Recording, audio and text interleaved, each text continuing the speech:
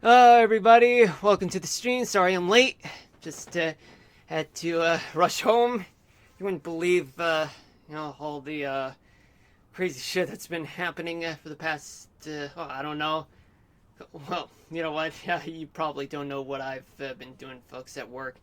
But anyway, my name is Marlon, and this is episode 14 of Mushroom City of Minecraft.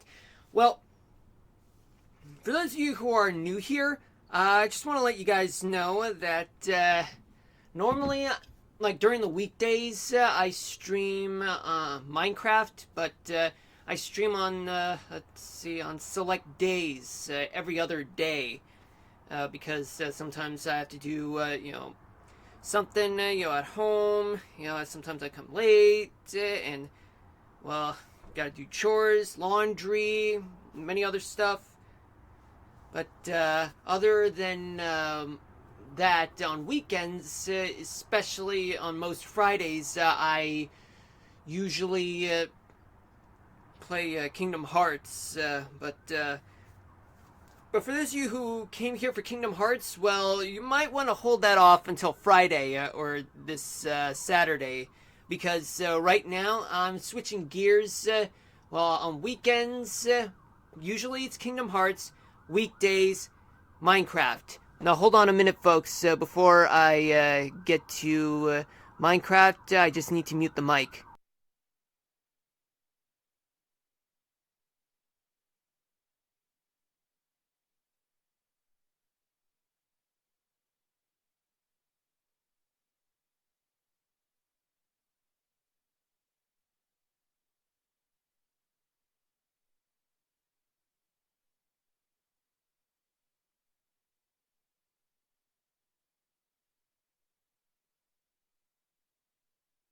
All right, I'm back, folks. So sorry about that. Background noise can be an issue during the stream because of where I live, and considering that the walls around me are not soundproof because I live in a snug apartment, which means that it does take me a while to try to soundproof, and then it would also take forever to remove them.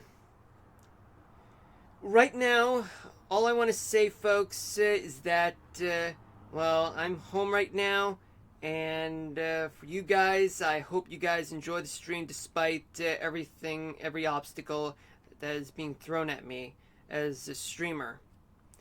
Okay, now I don't have my face around. I'm not ready for that yet, but I will get to it once I start adjusting to some things.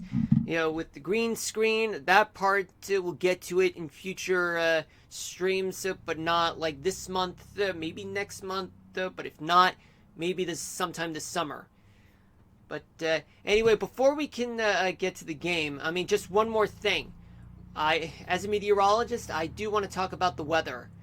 And right now, okay, so what you're seeing, folks, right now, this is a NAM mesoscale model that's gridded every 12 kilometers. And you see a bunch of H's and L's. That's where the pressure centers are. H's are high pressures uh, center levels, and it's vice versa for the L's. L's mean low pressure centers. And you see a bunch of red lines with semicircles. That's called a warm front. And the blue lines with triangles are cold fronts. But there are some areas where there are dashed lines of red and blue lines. That's actually stationary front. And then you have the orange lines. They do indicate some dry lines. At least that's if it is, because well, I've yet to finish the entirety of the instructions for Radar Omega. That's the software. But sometimes, whenever there are purple lines with both triangles and circles, semicircles, that indicates an occluded front. Anyway, let's talk about the weather. Okay, so this is right now. We do have a trough located over the northeast, and as well as the border between Ontario and Quebec, for those of you who don't know the Canadian provinces. But, however, I do, but not as much. I mean, I've never been to Canada, although I was so close to going to Canada back in 2014. But the thing was is that I had an expired passport at that time, which expired in March of 2014. But years later, I renewed because I didn't travel a lot. So there is a large ridge located just off the coast of the Northeast and the Canadian Maritimes. But what I see may appear to be some ridge located over the southwest. It may be a trough over the southern plains in Texas, but I'll probably check that out. And as for the radar, let's check the radar real quick. So this is a reflectivity. That just means the how much of the precipitation there is, whereas winter weather actually gives you an idea of where the rain and snow and sleet and freezing rain are located. So let's take a look at the Northeast. So right now in the Northeast, much of upstate New York is dealing with snow because we have below average temperatures, in which freezing temperatures are located throughout much of upstate New York, and as well as much of New England, dealing with snow and oftentimes some freezing rain in some areas, especially in southern Maine. But the coastal portion of southern Maine is dealing with rain. But everywhere else, it's all clear skies. But as we move down south, much of it is clear except for South Florida, where they are dealing with some showers and thunderstorms right now. And there's a cold front that's moving through through Miami, and low pressure area still over the Northeast. Well, two areas of low pressure, and a cold front swinging by. Sorry about that, folks. My mouth is dry. We do have a low pressure over Jacksonville and Wilmington, North Carolina, and another one just on the intersection border among North Carolina, South Carolina, and Georgia. And then you have a cold front going through from Georgia all the way to Arkansas, and then you have stationary front going through a low pressure center. And then you have a warm front that snakes upward towards the Dakotas and Nebraska, and then a stationary front that goes through Wyoming, and then a cold front through Utah, and then a short area stationary front through Ely, Nevada. But anyway, let's move on to the Midwest, where there is some wintry weather throughout Michigan. Some spots are experiencing rain, and other spots snow, depending on where the rain-snow line occurs in that part of the state. And as for Wisconsin, there's rain in the northwestern part of the Badger State, and as well as the northeastern tip of Minnesota, where they are dealing with a little bit of rain, but also some snow showers. And there are some showers throughout the Dakotas, and spotty showers throughout Kansas, western Nebraska, and even northeastern Colorado, and much of Wyoming as well, and Montana.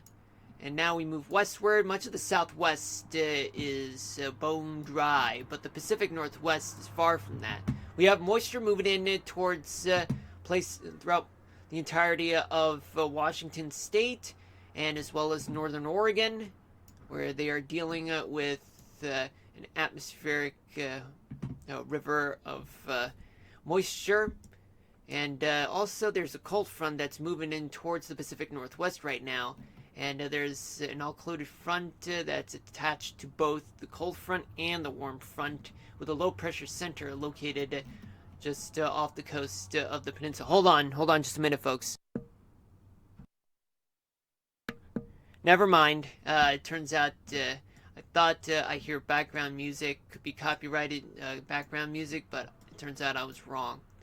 we'll talk more in depth about the weather at 7:30. But right now, I want to switch gears to Minecraft right now, and it is episode 14 of Mushroom City in Minecraft. But we got a lot to do in such a short period of time. But I doubt that would be the case because I still got to do a City Center Plaza. I'm gonna let the radar play while I play the game, and I'm going to transition now to here, in which Minecraft is here, and above you do have this banner that moves, which says New York City, 44 degrees currently with the mostly cloudy skies, and currently it is 6:11 p.m. Eastern Daylight Time with a relative humidity of 35%, yet winds are moving at 27.63, an estimate of up to 30 miles per hour in terms of sustained winds. But in some areas there are winds that are about 40 to 50 miles per hour in some areas. But now let's get this over with. Feels one has had a good run. I'm not too sure about that. I have no idea what this is, folks. Alright, so here we are. Okay, so right here, this is City Center Plaza. This is exactly where the center of the city of Mushroom City is located. But I have a lot of work to do. And in this building, there are 3 levels of the basement under that. And they're interconnected among the buildings that go from here to there, then there, and finally there. There's also a subway station underground as well. But right now, I'm so focused on dealing with this right now. And boy, this is a lot. Right now, I'm trying to figure things out with how am I going to approach this. Okay, so this way's north. Okay, and now... yeah, we're just going to do things this way. We're going to clone.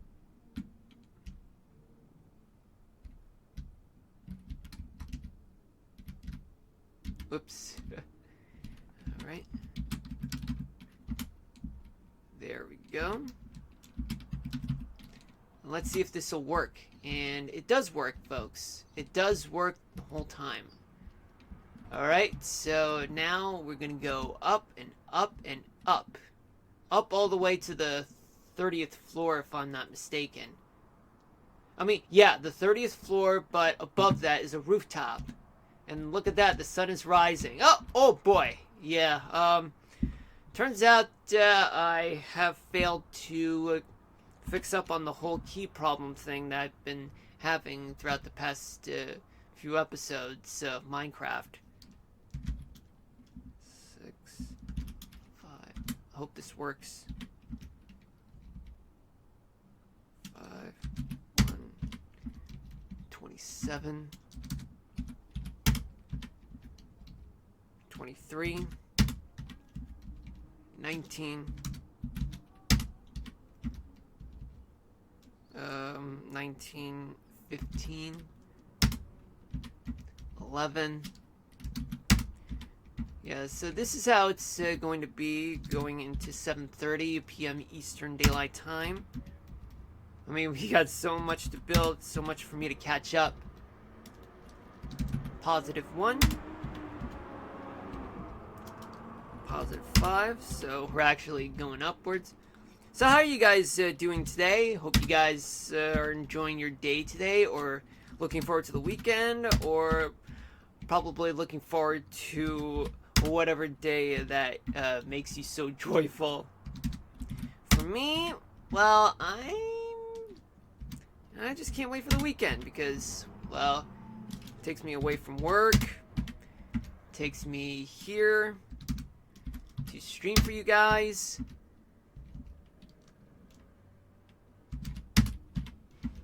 Just so that we can finally put an end to Maleficent's reign of terror. But unfortunately, in the previous stream, which was 2 nights ago, I got my ass whooped by Maleficent, part 2, because, I mean, we did beat Maleficent, but she turned into a dragon, and unfortunately, as predicted, I got my ass whooped.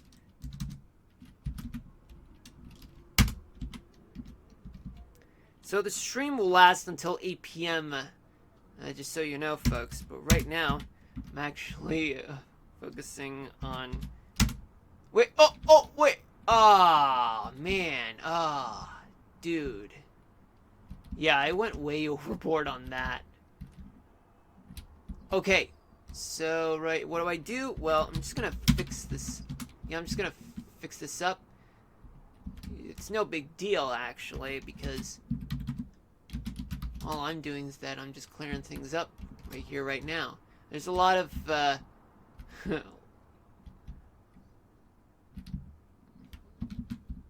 torches and signs to deal with.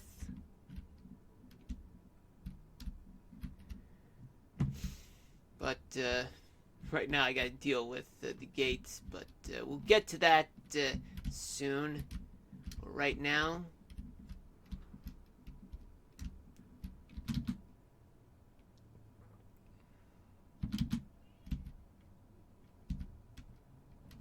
okay, so let me clone this.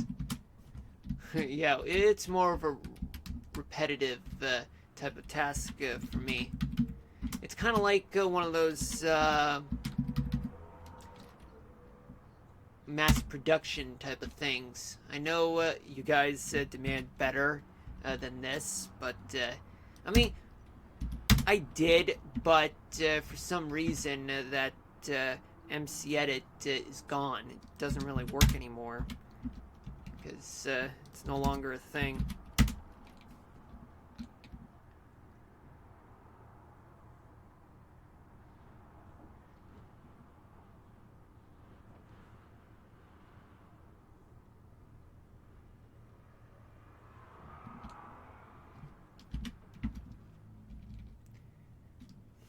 I did talk about what happened in Texas, when I was gone. That's the reason why I wasn't streaming a lot last week, because I was visiting my bro. Glad I met him. We enjoyed Texas barbecue, which was delicious.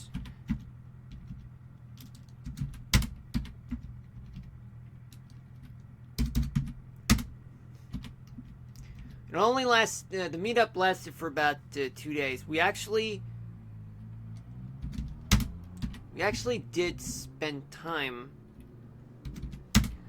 on Wednesday and Thursday, but Tuesday we just arrived.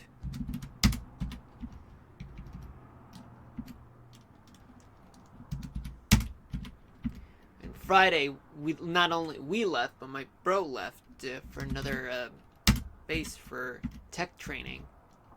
Then after that, he goes to Kansas City a month later for another 2 months of training, and then that'll be his station. For 4 years. He'll come by for a visit, during the summer. Right now, I gotta do what I gotta do.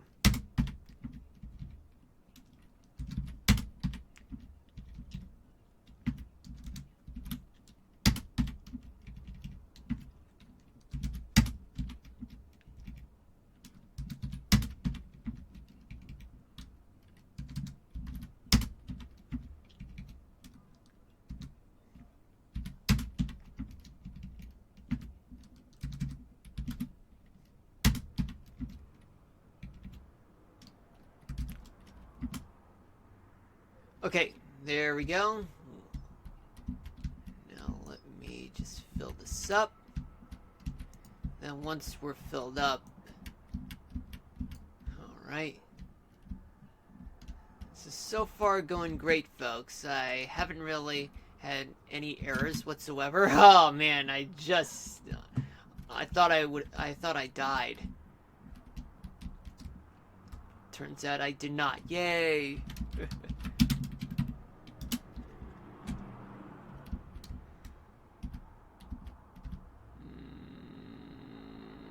All right.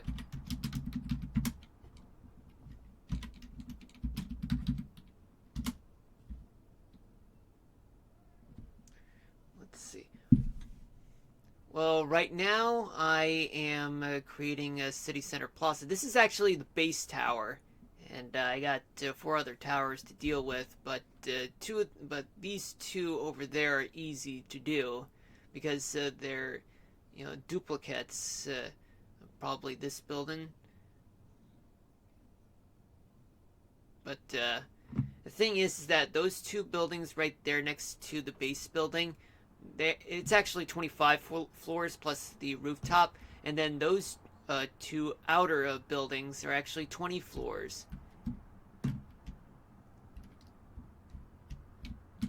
Alright, and now let's finish the job.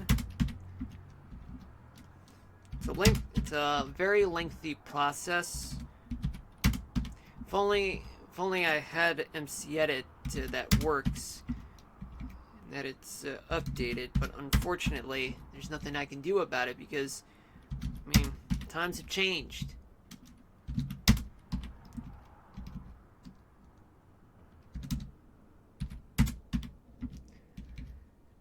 It's not really up to date as it used to be.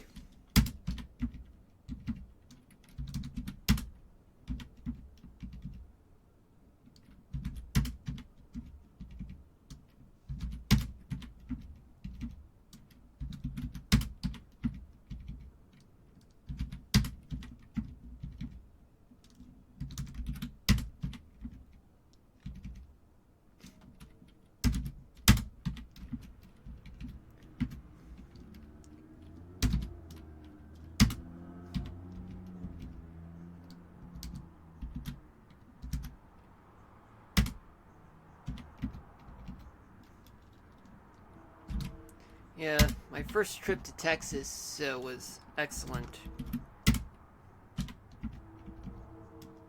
But there are other cities that I gotta visit because my brother's like all over the country half the time.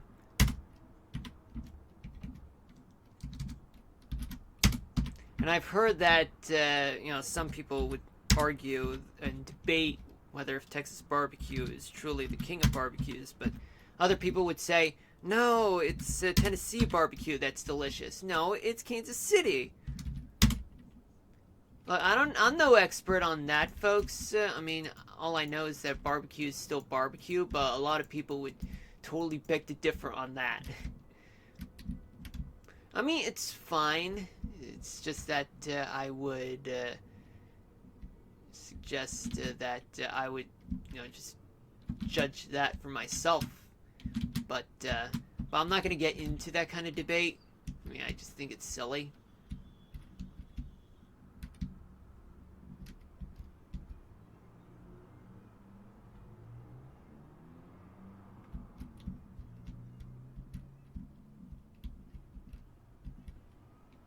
I can do this, that way it's much quicker.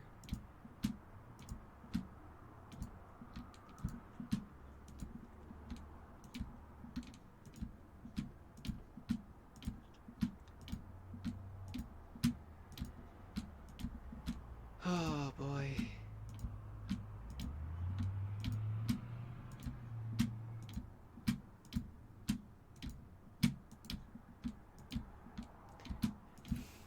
Yeah, I did post on my IG that I asked the question, going home? April Fool's by the time I arrived in San Antonio. It was quite hilarious on my end.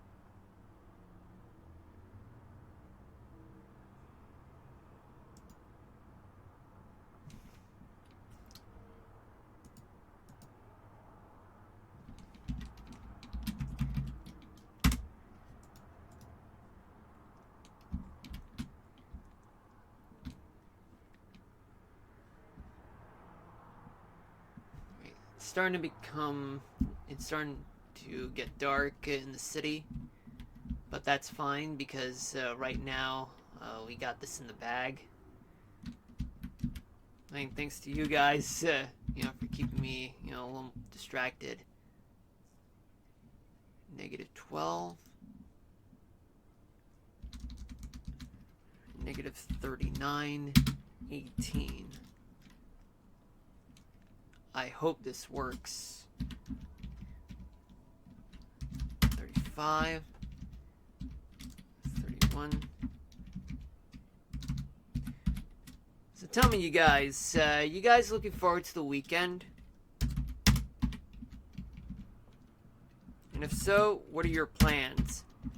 My plans for the weekend, just me going shopping, doing stuff. Oh yeah, and I gotta take care of the car, because it is that time where I gotta get my car inspected.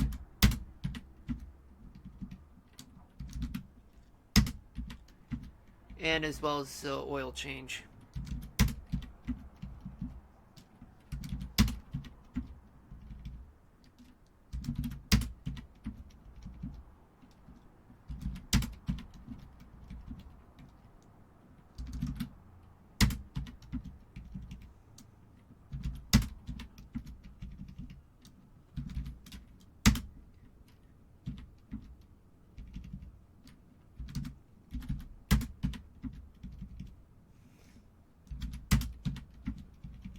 Do I have a subway system? Of course I do have a subway system. Mushroom City, well, it's not really an original city. It's more like, rip-off from, from Mario Kart Double Dash. But I decided to do it in my version just to create a capital of the Mushroom Kingdom. I started the whole creating the world creation project back in 2009, back when I was in high school, and it's a really, really long time ago.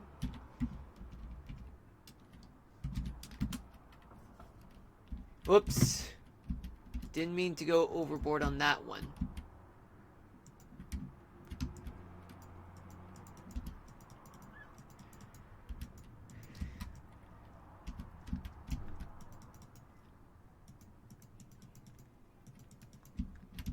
Go. Yeah, so this is the rooftop, and underneath is the 30th floor of the base building. So let's take a look at it, folks, just for you guys to see the progress that we're making so far. I see a friend of mine, she's playing Repo. I mean, the notification is there. It's not like, oh, you're just, you're stalking. Dude, it just showed up. I mean, I even see another friend of mine who's playing a different game. So, it happens. Anyway, this building is so far, it's quite impressive. But, I'm still far from done. Not only with this building, but the rest of the complex. And those areas right there, that connects to another building. We'll definitely get to that soon. Well, right now it is 6:30 p.m. Eastern Daylight Time for those of you just tuning in. My name's Marlon, and welcome to episode 14 of Mushroom City in Minecraft. Right now, I am trying to finish this building, and it does take a while for me to get this done. But I'm doing the best I can for you guys, because you guys matter. And I'm doing this for you guys.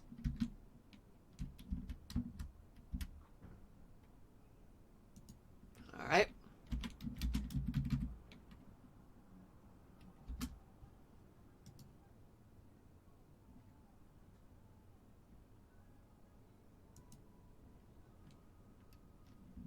Yeah, I can try to do things a little differently.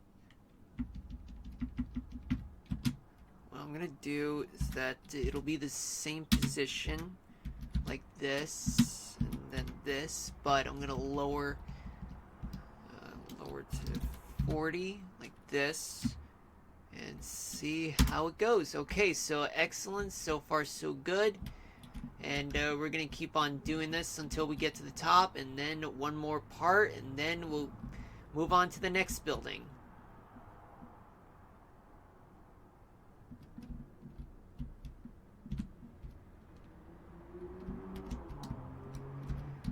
Alright. Let's complete the process right now.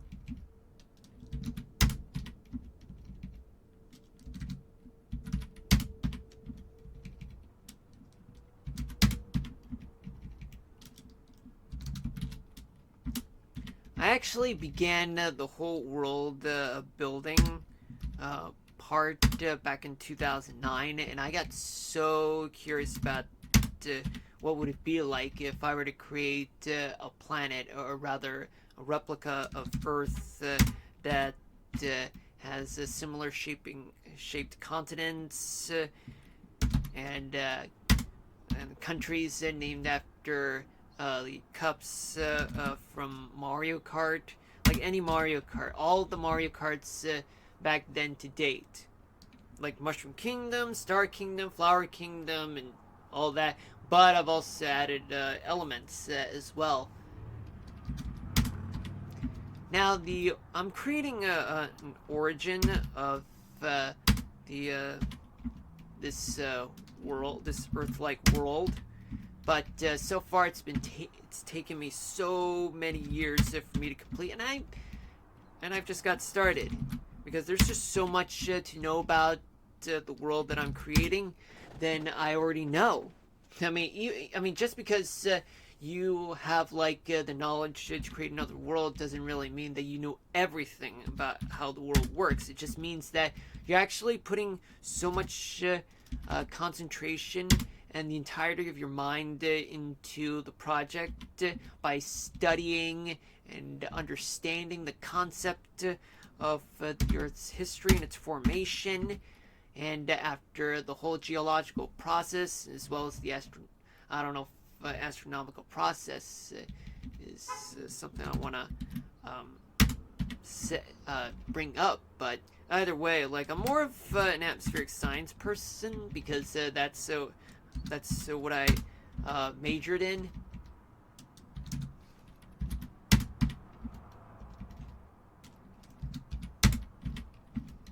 But after dealing with the whole geological and physical portion of creating this new world, I move on to determine the climate, which I'm currently at right now.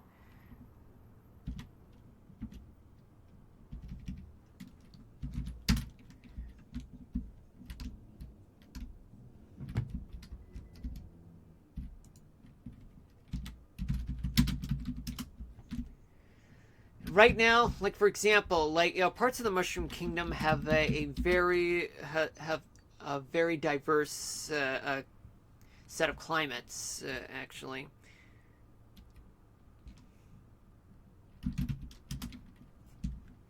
So diverse that from one part of the kingdom it's moist, it's hot, all the way to cold and dry.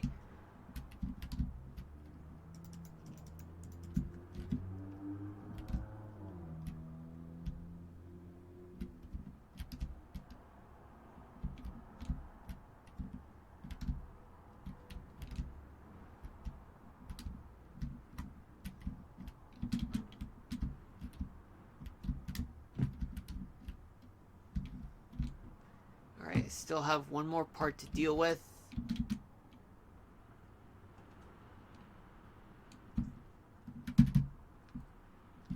Okay, and so far it's looking good, folks. It's looking good.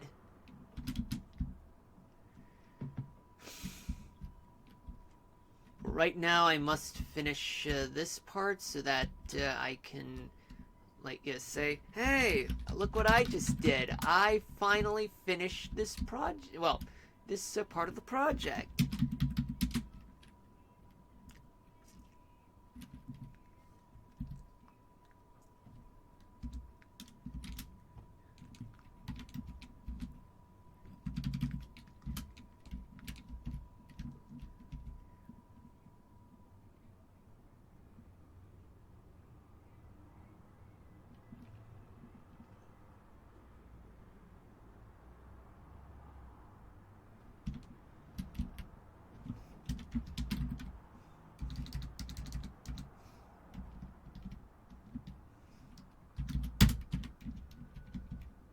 It is pretty cold outside where I live in the New York City tri-state area. I mean, considering that we went through a cold front, I'm like, oh shit, god damn it, why? Why do we need the cold fronts? Well, that's called equilibrium, where like one part of the world is hot, but then the other part of the world, like here, is cold, and something's got to balance out. I mean, it's the whole idea of what physics is all about. I mean, you really can't really create nor destroy anything in the universe. I mean, you have to set a balance where if there's one too much thing and yet the other thing has so little, well, guess what? Something's got to give. Yeah, in which the one that has a lot has to give up, and vice versa for the other guy, because the other guy doesn't have too much and needs that thing where the big guy has too much. I don't know if you guys get me, but that's just how physics works.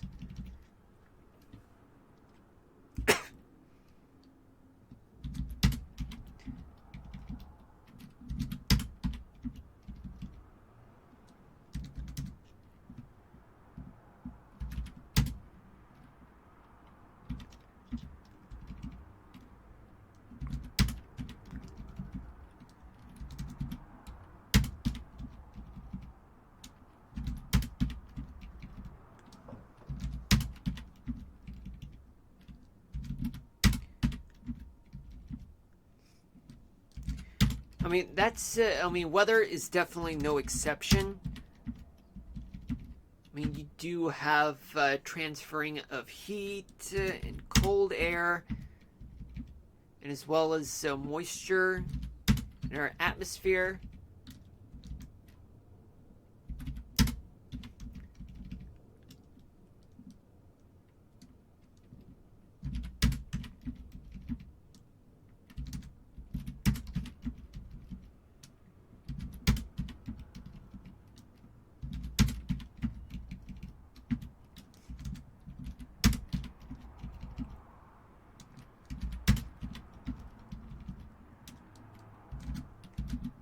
You know, there is one anime, or rather two animes out there that I recommend to my meteorology major friends, or even anyone of science majors would watch either One Piece or Dr. Stone. I mean, Dr. Stone is the most educational anime there is, whereas One Piece, I mean, sure, like, it's all fictional, but it's just that once you learn about the entirety of the world of One Piece, like, for example, like Nami, she's a navigator, but she's also got meteorological knowledge because of her skills as a navigator. That means she has to understand the oceans, circulation, as well as the atmosphere. I mean, that's basically what she does. That is very useful for whenever, let's say, Luffy or the Straw Hats really need to get from one part of the world to another. Yet there are obstacles like continents, like the Red Line. But however, given that it's a fictional thing and that it defies the laws of physics, well, here's the thing. Like, you just gotta get through the Red Line, through the inverted waterway, and you gotta make your way towards the other side of the world, to the old world or the new world, in order to get to from point A to point B. Whether if they're just going back to their hometowns or just finding the treasure known as One Piece in an island called Laugh Tale. But I don't know where exactly Laugh Tale is because well, not only the anime is still in Egghead Island, even though they're really close, but even in the manga, they're still, they're still on Egghead Island. At least that's what I think. Cause I haven't really caught up with the manga, to be honest with you guys. That's one thing to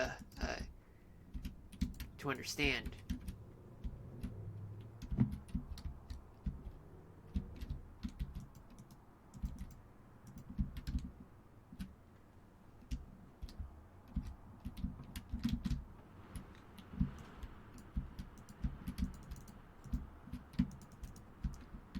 Yeah, currently I'm just doing this.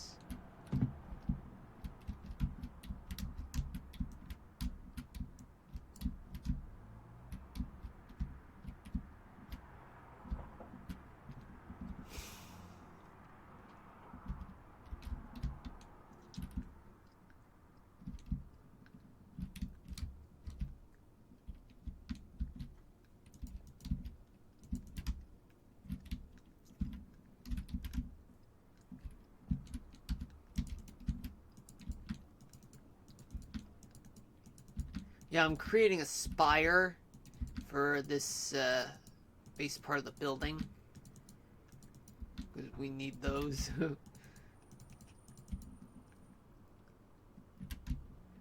Now, how high does it need to be, the spire? About 5 stories. Okay, this is the first.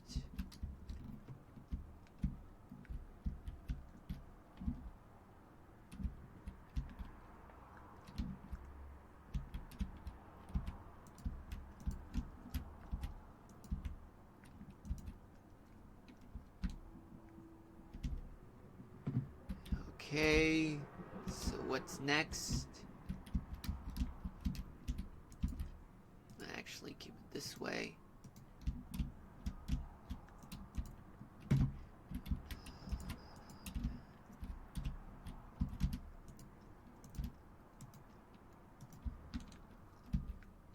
Okay, about this high.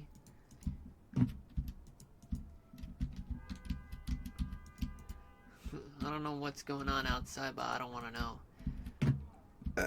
Sorry about that.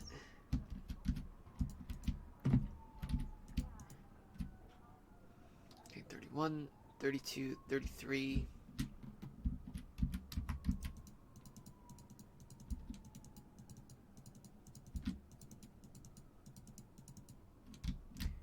Okay, and now to the 34th.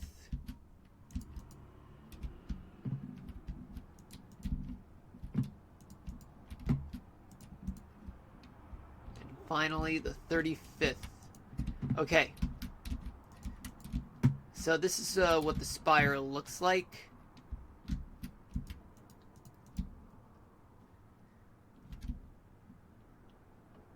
Let me just drop down to the ground right now. Come on, and stop. Alright, well, from here you can't really see, but this is what the building looks like.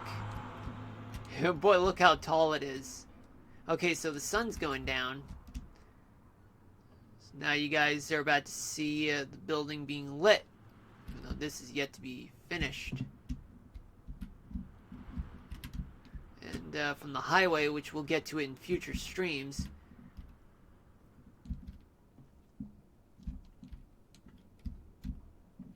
Or from the interchange, which we'll get to in future streams.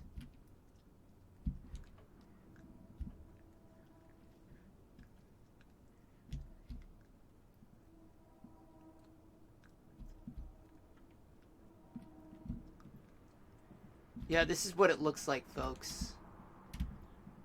City Center Plaza base tower. It's complete.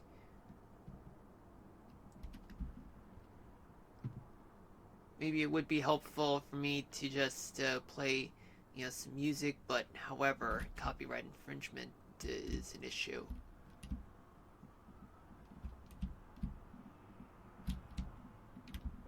Maybe it may not be tall enough.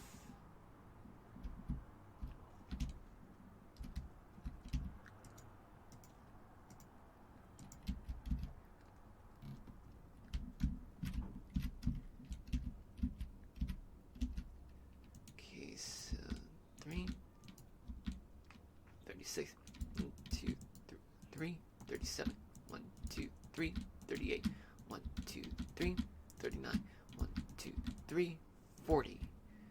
Okay. We're about to add more iron blocks, just so that we can finally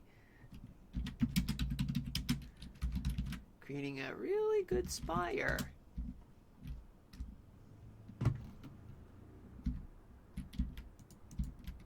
Yeah, this is the 36th, 36, 37. Yeah, this is the 37th floor right now. This is the 38th. At least that's what I would imagine. 39th. Yeah, the 39th floor is something. Now, finally, the 40th floor. There we go. Alright, this is good. Yeah, I think the spire may be too big.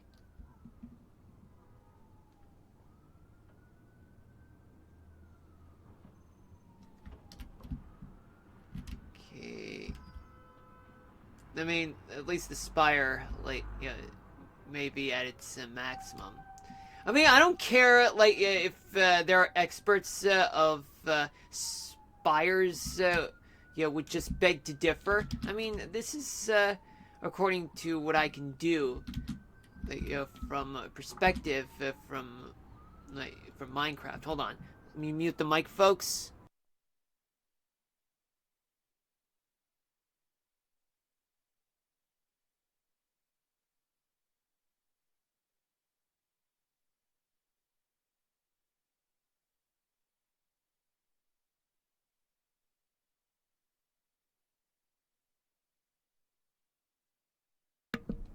All right, I'm back.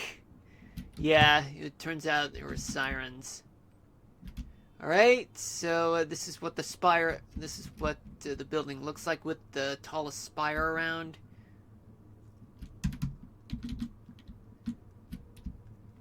Okay, so I would imagine coming from Broadway, from here, and then going through the roundabout.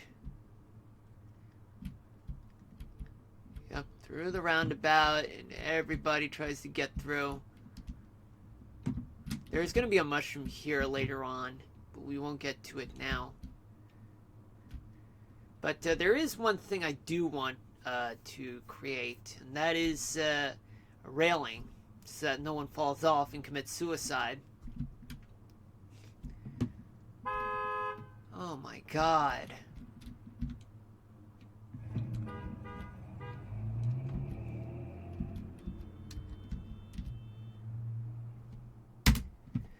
Alright, let me find a fence, a white fence.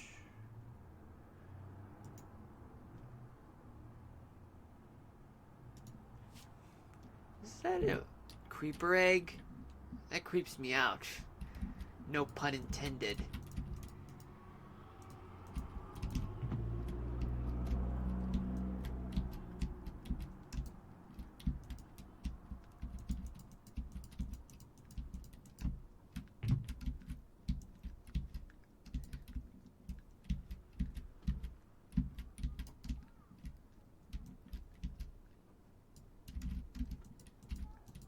Yeah, I gotta do it like this and not the other way, because otherwise people will go through the gap and then they'll fall down. Yeah, from an outsider's perspective, those who want to enter the building, let's see how it looks. Okay, so I would imagine myself going through here, right? But where does it go? It goes to the basement, towards the first floor, down.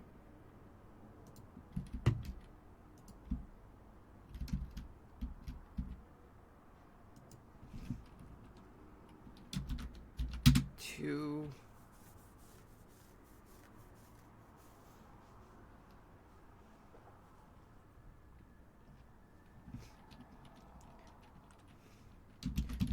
rails and subways.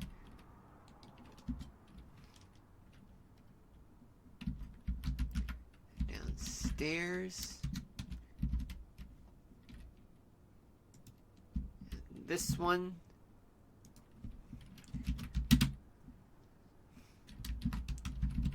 Two upper floors. And rooftop. Upstairs. Alright, now let me, okay, so this is somebody who wants to go down to the subway. Or the rails, so I would go downstairs. Hold on a moment, folks.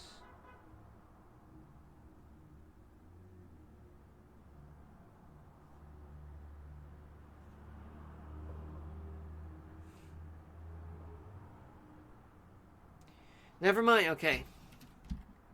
Okay, so right now I'm going downstairs. Where does this lead me to? Well, just the first floor. Now I have to go around.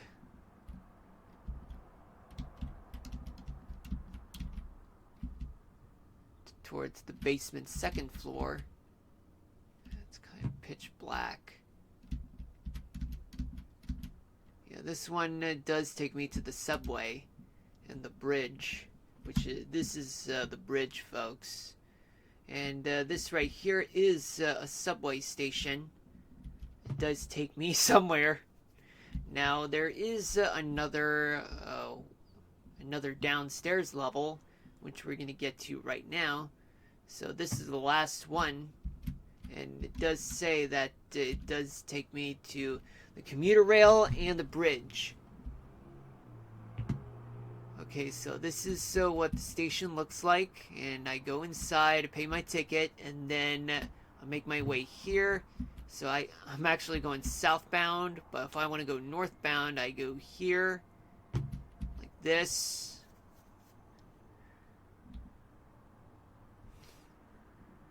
Now there are also two other stations, but this is to another building right here, and then there. But this is the outer building. We'll get to the other buildings later on. But there's no connected building there because there is a subway line, like on the other side of that wall.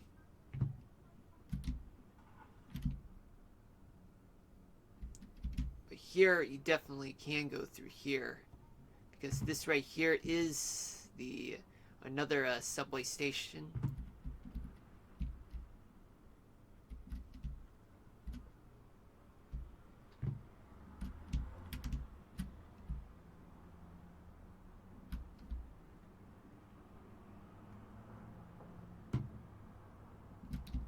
Well, not really, but there is another one down there. What do I mean by it? I mean, so this is the way to another subway station, which is here.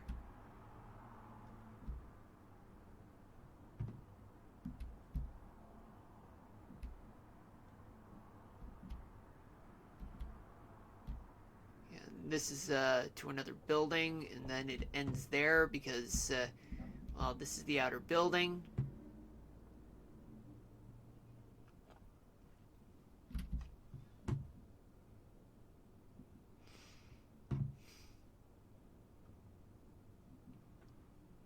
Yeah, but there is another subway station that I gotta show you guys. Hold on.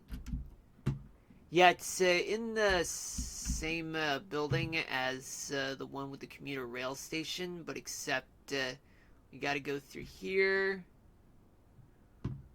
The subway line is on the other side of that wall. Then go upstairs, like here, and then finally, you make your way towards here. And it turns out there is another subway station here. It's a lot, folks. a lot of work that I've done. Let's go downstairs.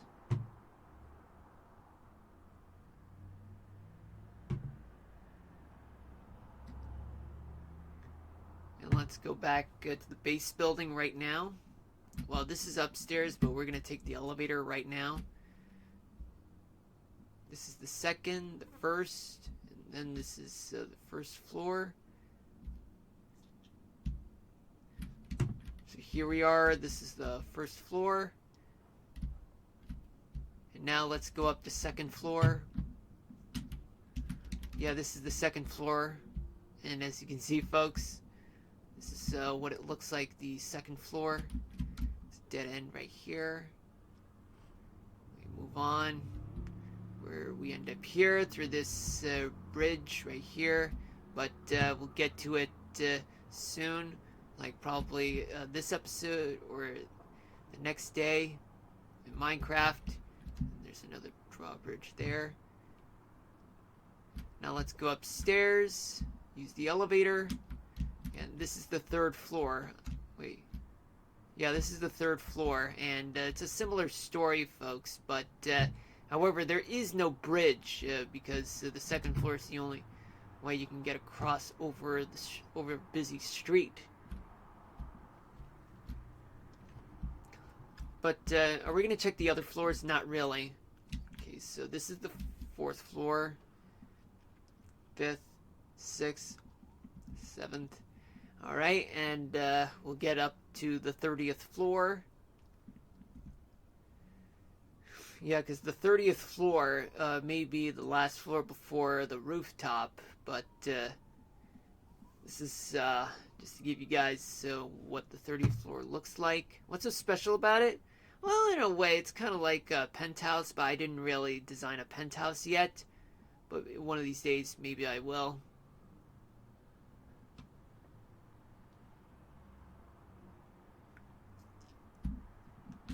Yeah, so folks, this is the 30th floor. I mean, sure, it's nothing special, but this is what the view looks like from above. And this is what the Mushroom Capital building will be located. Let's see what it looks like. Oh, you can't really see much. Oh well.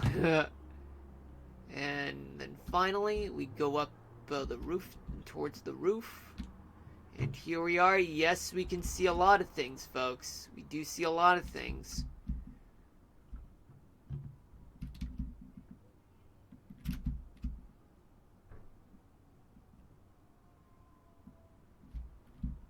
And it does say rooftop after all. And this one's to go down. It's the same process. Oh boy, and now it's raining. Hope it doesn't thunder. If it thunders, it's bad for business. Now you know that we're actually like on the rooftop on a rainy day. I mean, I guess you can put a penthouse above and as well as a restaurant underneath the 29th floor. I mean, it's going to be quite nice. It'll be quite nice. I mean, each room can represent, well, either kitchens, bathrooms, or even, in some cases, tables for diners. So now let's go down back to the lobby. Oh my god, please, enough with the background music.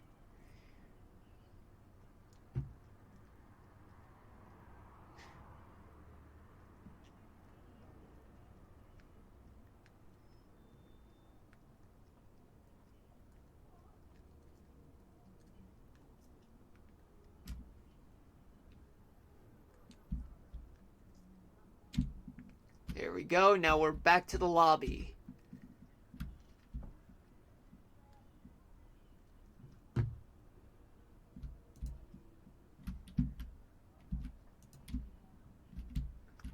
So this is what I mean, folks. So this one's to rails and subways downstairs, to upper floors and rooftop upstairs.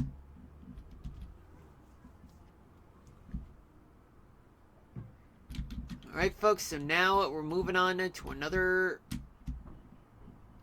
how would I say this?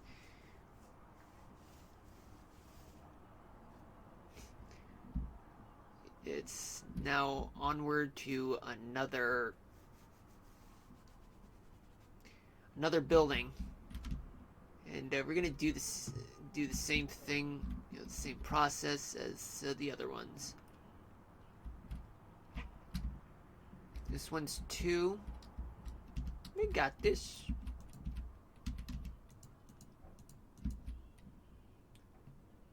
And then, alright, it's 7:02 p.m. Eastern Daylight Time. Welcome to the stream for those of you just tuning in. My name's Marlon, and this is episode 14 of Mushroom City in Minecraft.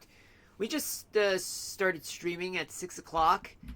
And so far, we did manage to finish this building right here. Although it's not entirely complete. I mean, the building is complete, but the complex is far from it.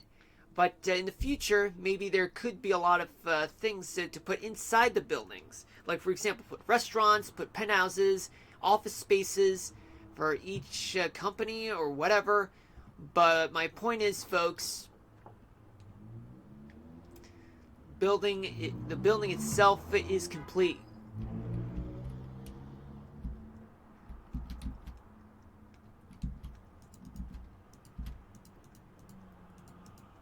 Oops.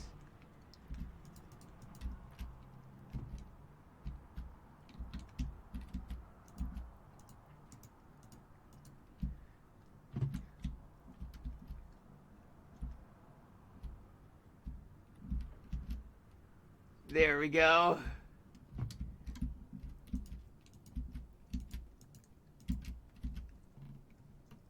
I'm gonna put something here.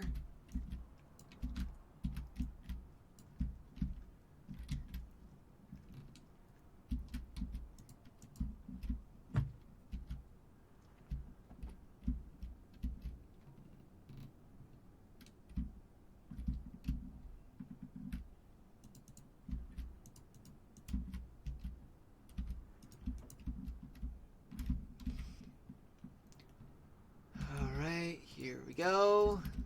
And it's a nice one.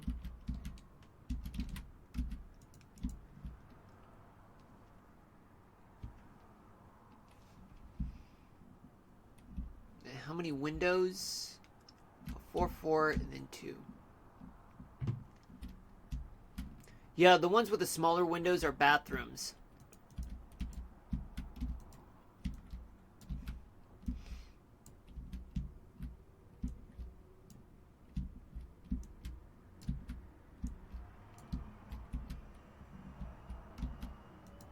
I better not. There better not pick up background music. If there is, then there's going to be consequences because it'll constitute a copyright strike on my end.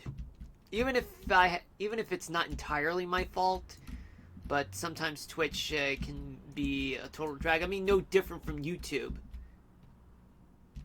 I mean, because copyright issues have been a thing ever since. Well, a few years into, like, let's say YouTube, like back in 2009, I mean, YouTube wouldn't do things like, hey, you got a copyright strike because you actually got music from someone else. Oh, hey, yeah, it's nighttime right now, but I think it's time that I start falling asleep somewhere. Oh, right, I can go down to the basement. Like here. Find somewhere to sleep. This one's here. Bed. Yeah, I'm gonna put the blue bed.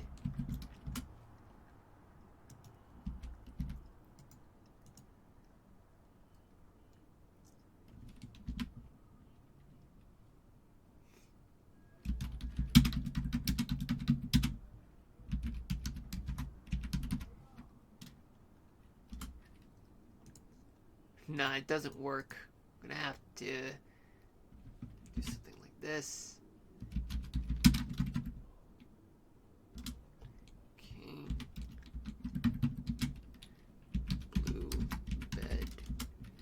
go. Okay, so this is good.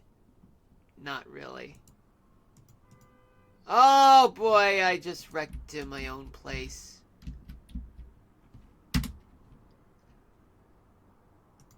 Yeah, let's just leave it there and bring in the bed.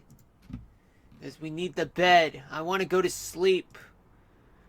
This creator, well, I wouldn't call it creator. There we go. So now, let's go to bed. Now take out the bed, and then get back to work right now.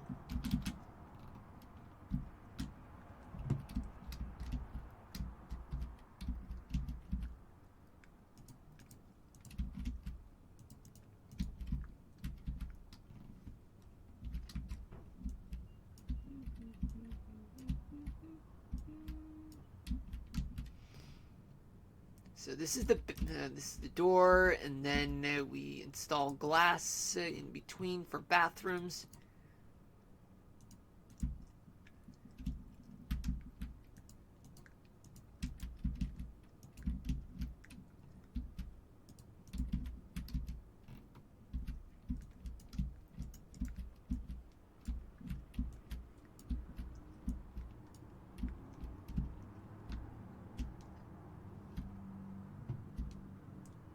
So far, this is great.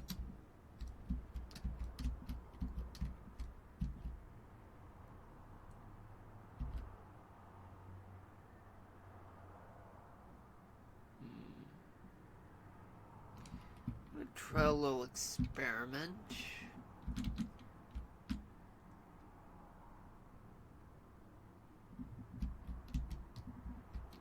Okay, so right now I just need to... Oh, hold on, let me mute the mic.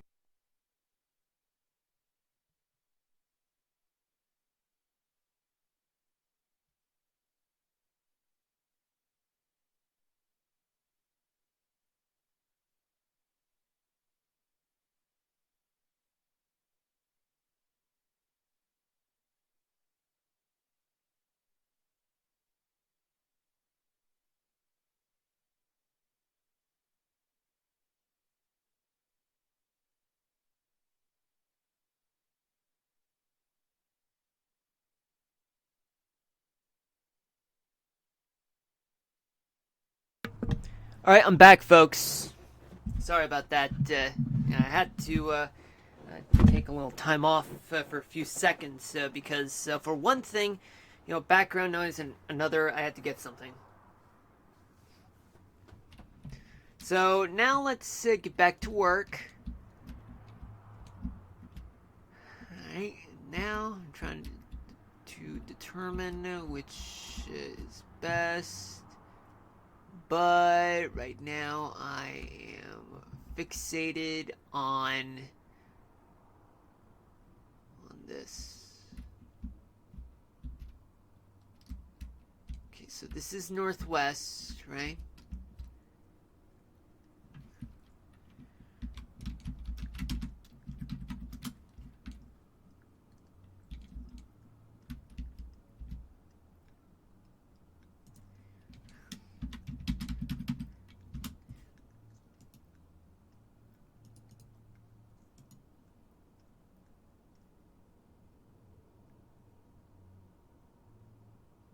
Nah, I don't think it would be a good idea. I mean, I could mirror it this way.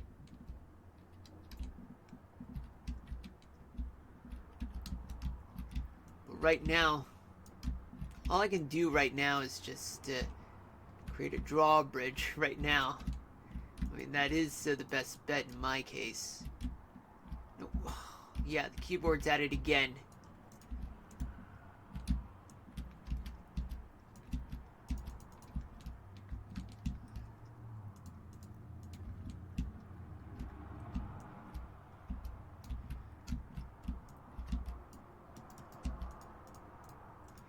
So for those of you just tuning in, how are you guys doing? Man, it's doing it again. Yeah, I don't know if I would consider this fun because of, what's going on right now.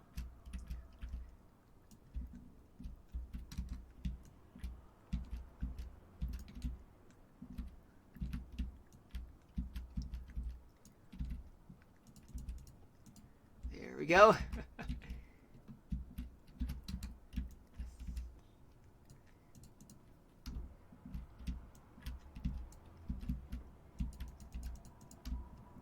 There we go. Now, time for me to get this done. Okay, so this is what I got so far. This is what it looks like, but I do intend to plant trees on this side, right between the lanes.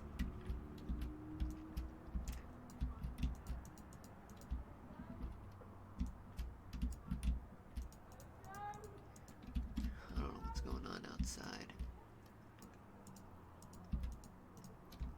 There we go. Well, this is what we got so far, folks. Okay, so coming from, let's see, this building right here. There we go. Now we're crossing. Okay, so everything's swell. Yeah, we're going through the complex. And what about the traffic? Okay, so the traffic, just going through. Man, look at that, folks. Turns out we can create a good complex.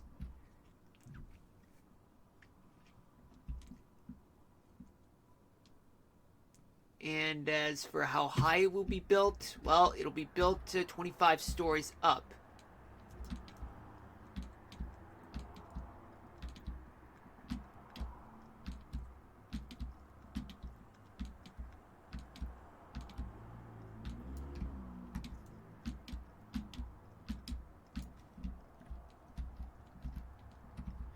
I better not hear background music. This does take about a couple episodes for me to complete the entirety of City Center Plaza.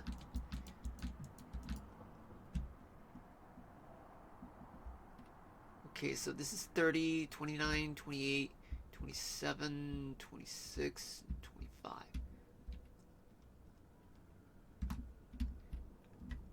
Okay, I'm on the top portion.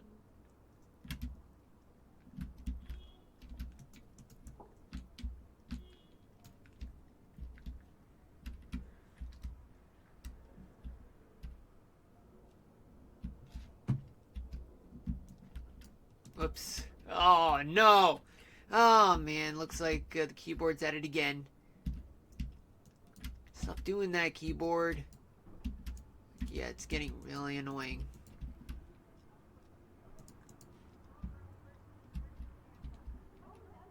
Okay, so apparently this keyboard is crap. I'm pressing the keys, but unfortunately it's just being retarded. Okay, it did it again. Come on. Come on, just a little more. Don't be lazy. Do it for the world. Making a positive difference in the world. I'm not here to create greed or some shit.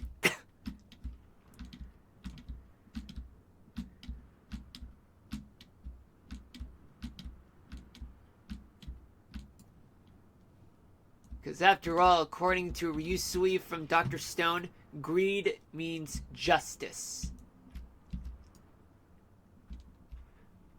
I don't know if it applies the same way as Gordon Gekko's greed is good, but I argue it's not.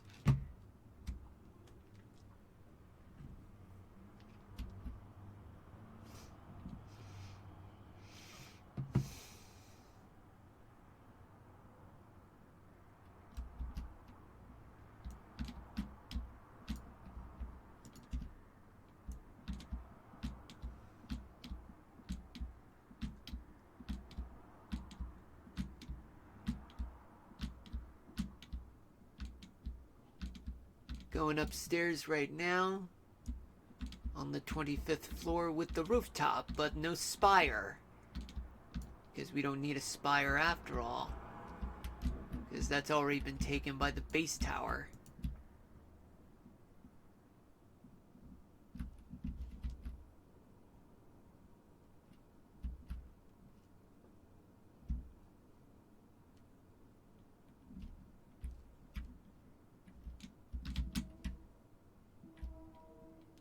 Yeah, from this view, this is what it looks like. It'll happen into another neighboring building of the base tower. But there will be another crosswalk, or probably two of them, into the outer towers.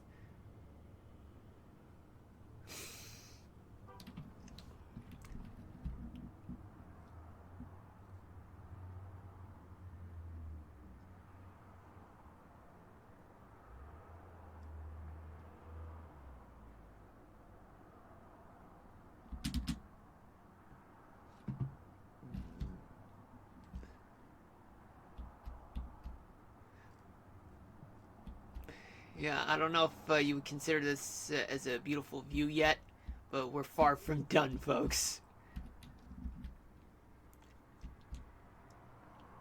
Right now I'm still figuring out, I'm approaching this thing. Because I still need to create more rooms here.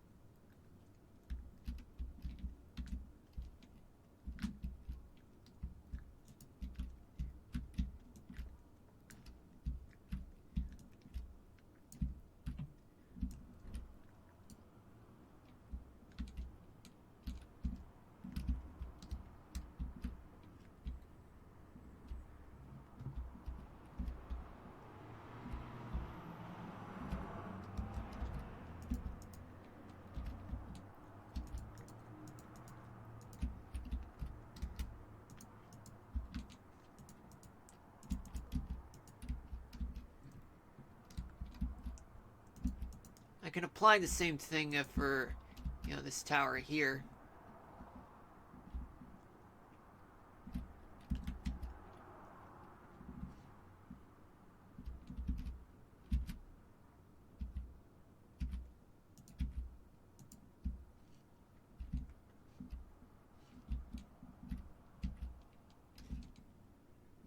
All you gotta do is remove this part here, because it's not really necessary.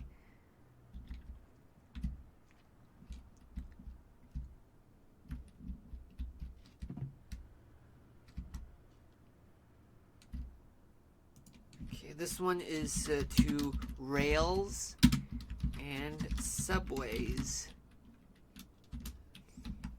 Downstairs.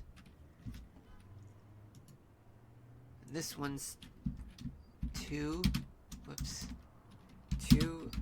upper floors and rooftop upstairs.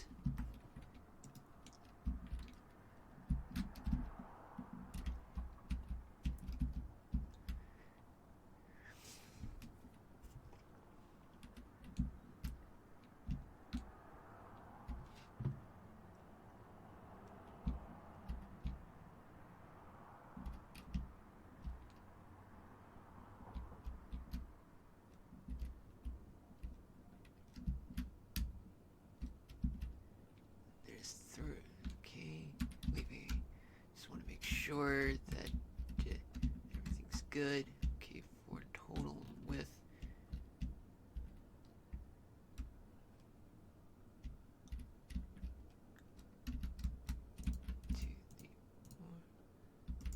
Yeah. Boom. Okay, there's 5 and then 2.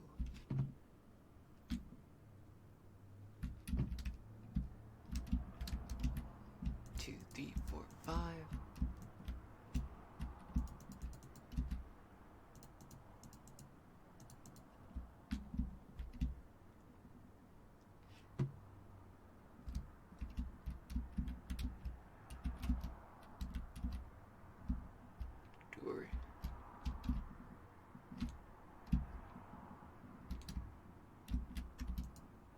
There we go. Alright.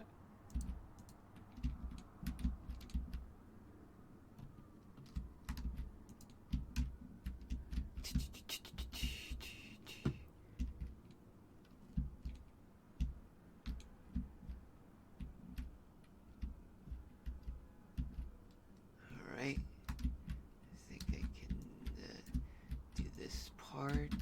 Excellent. Yeah, I hear ambulance right now. Hold on, let me mute the mic.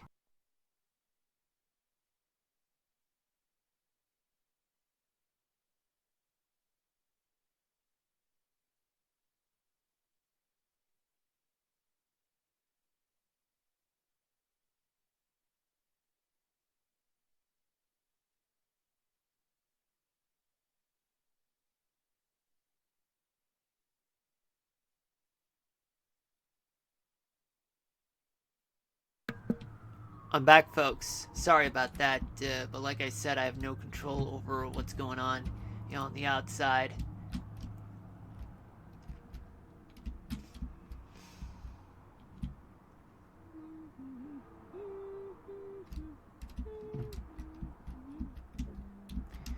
Okay, so after that, I got 3, 5, 6. Yeah, I got 6 coming by. 1, 2, 3, 4, 5, 6. There's 6.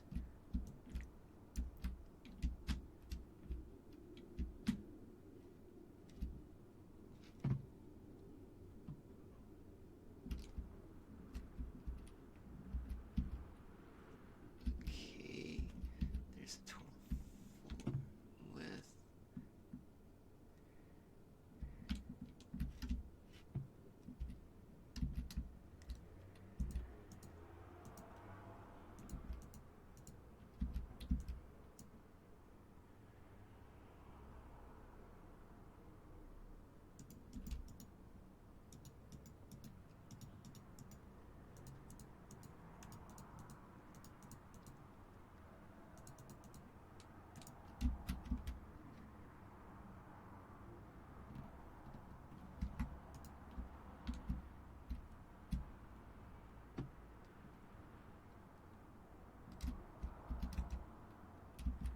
Outside.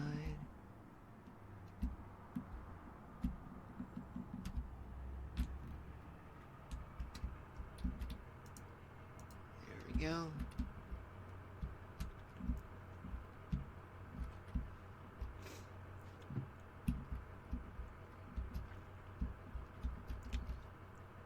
Well, this is the part where I'm gonna create another frame right here just to give you guys better perspective on what to do for the next building, because it'll connect to another building like here, but however there's gonna be another one right here.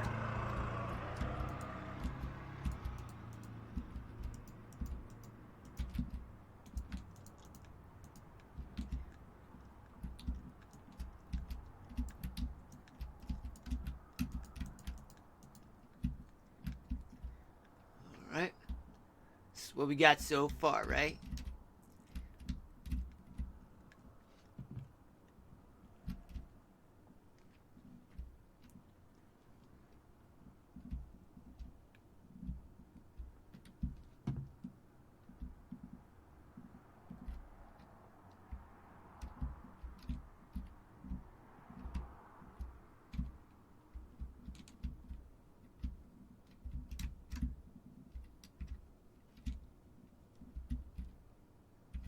Yes. Okay, so there are 2 left.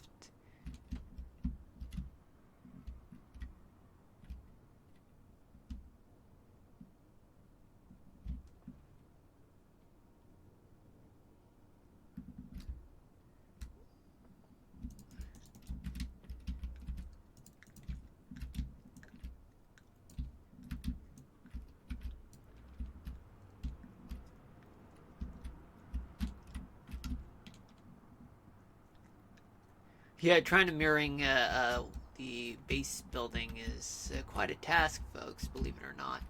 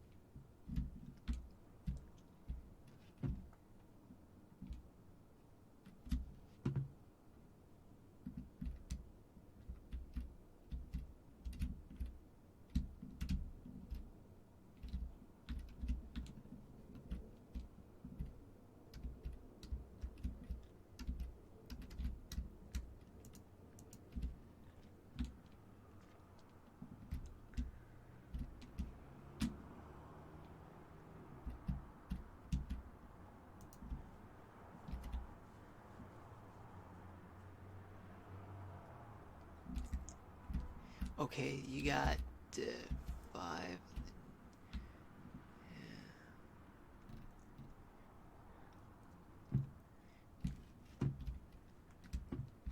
One, two, three, four,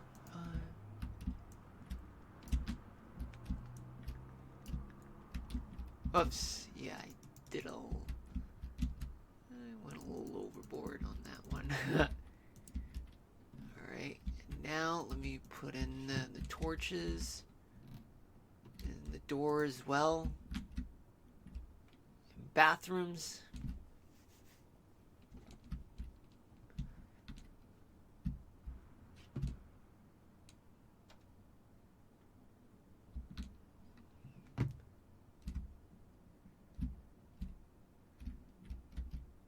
Door on the west side.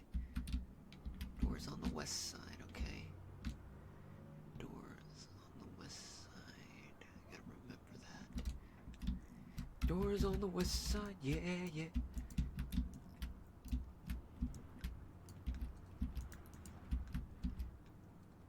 But wait a minute.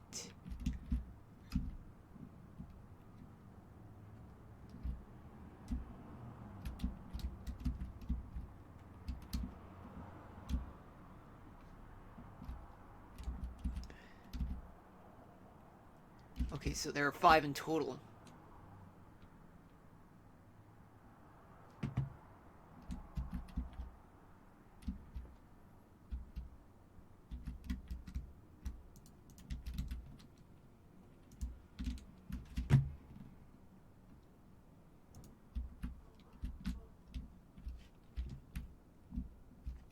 Alright, so this is what we got, folks. Well, just before we move on to the weather, I just want to be sure that everything is all set. Hold on, let me mute the mic. Never mind.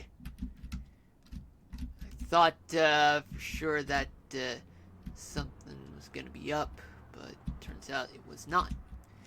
Okay, so every corner, all is good. Good.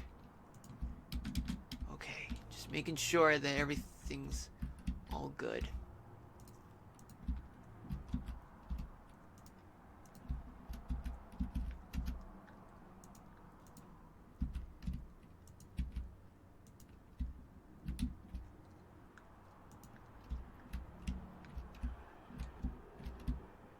Alright. Well, folks, it is currently 7:31 p.m. Eastern Daylight Time. And for those of you just tuning in, welcome to the stream. My name is Marlon. And right now, while you're catching me, well, not really at the end of the stream, but more like catching me at the end of the game. I mean, I still have a lot to do, but I'll have to leave it at that until the next stream. But until then, I will get to the weather. Alright, and so far we did manage to get the first level done, but I still need to deal with, the stairwells and the elevators up until the 25th floor and the rooftop for this building, and as well as that building after I'm done with this one. But other than that, we're basically, we're getting through, folks. And then those 2 buildings over the outer buildings, yeah, they'll be after those 2 neighboring buildings, but they'll be up until the 20th floor plus the rooftop. So there will be drawbridges there, but those will be saved in future streams. But I mean, in the next stream, I mean, finishing this one and that one and the rest.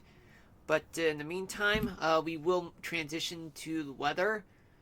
But hold on, let me just go here, save and quit. I don't know what language is there, probably Japanese.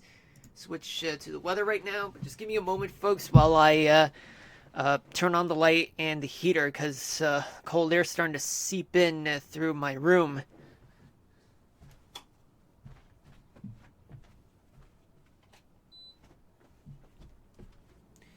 Okay, here we are, folks.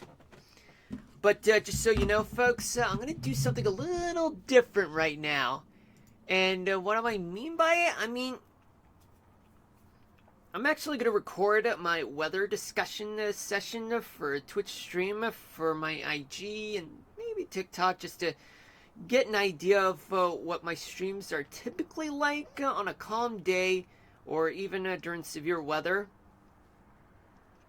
And this usually happens about 30 minutes before the end of the stream, so here goes nothing. So right now I'm just making sure that everything is all set, the mic is not muted, and if there is anything that interrupts me like background noise, then I have to mute the mic and cut that part out and make another part out of it, just so that I can combine them together and form it into an entire discussion without interruptions. Alright, so let's get to it. Okay, so first off, we currently have a weather system in play throughout much of the country. Now, what do I mean by it? Okay, so let's start off in the Northeast, where we do have lots of snow all over upstate New York, some of them coming from Lake Ontario and Lake Erie. But there is a system, a low-pressure area located in Maine, yet rain is located throughout the coastal portion of Maine, and as well as New Hampshire. But other than that, the interior portion of New England, and as well, including Maine, are dealing with snow right now because the temperatures are so low that it's below freezing, and let alone that right now, even though I am in my room and the heater is on, the cold air just started seeping in through my room. I mean, I need to do a better job in sealing the windows shut, not only just to close the windows, but to also prevent cold air from getting in through any kind of breaches. I mean, because the window is not as thick as, well, let's say a bulletproof glass, if you know what I mean. It's not like we're going to get shot or anything. Throughout the South, much of the South is dry, except for South Florida. Because, well, right now, South Florida, there's a cold front that is passing through the Florida Keys right now, yet there are showers and thunderstorms throughout the southern portion of Florida right now, so they're getting drenched right now. And as for the Midwest, we currently have some showers throughout the Dakotas, and as well as the Western Plains, plus eastern Colorado, and as well as parts of Wyoming, and as well as Montana too, but we'll get to that soon.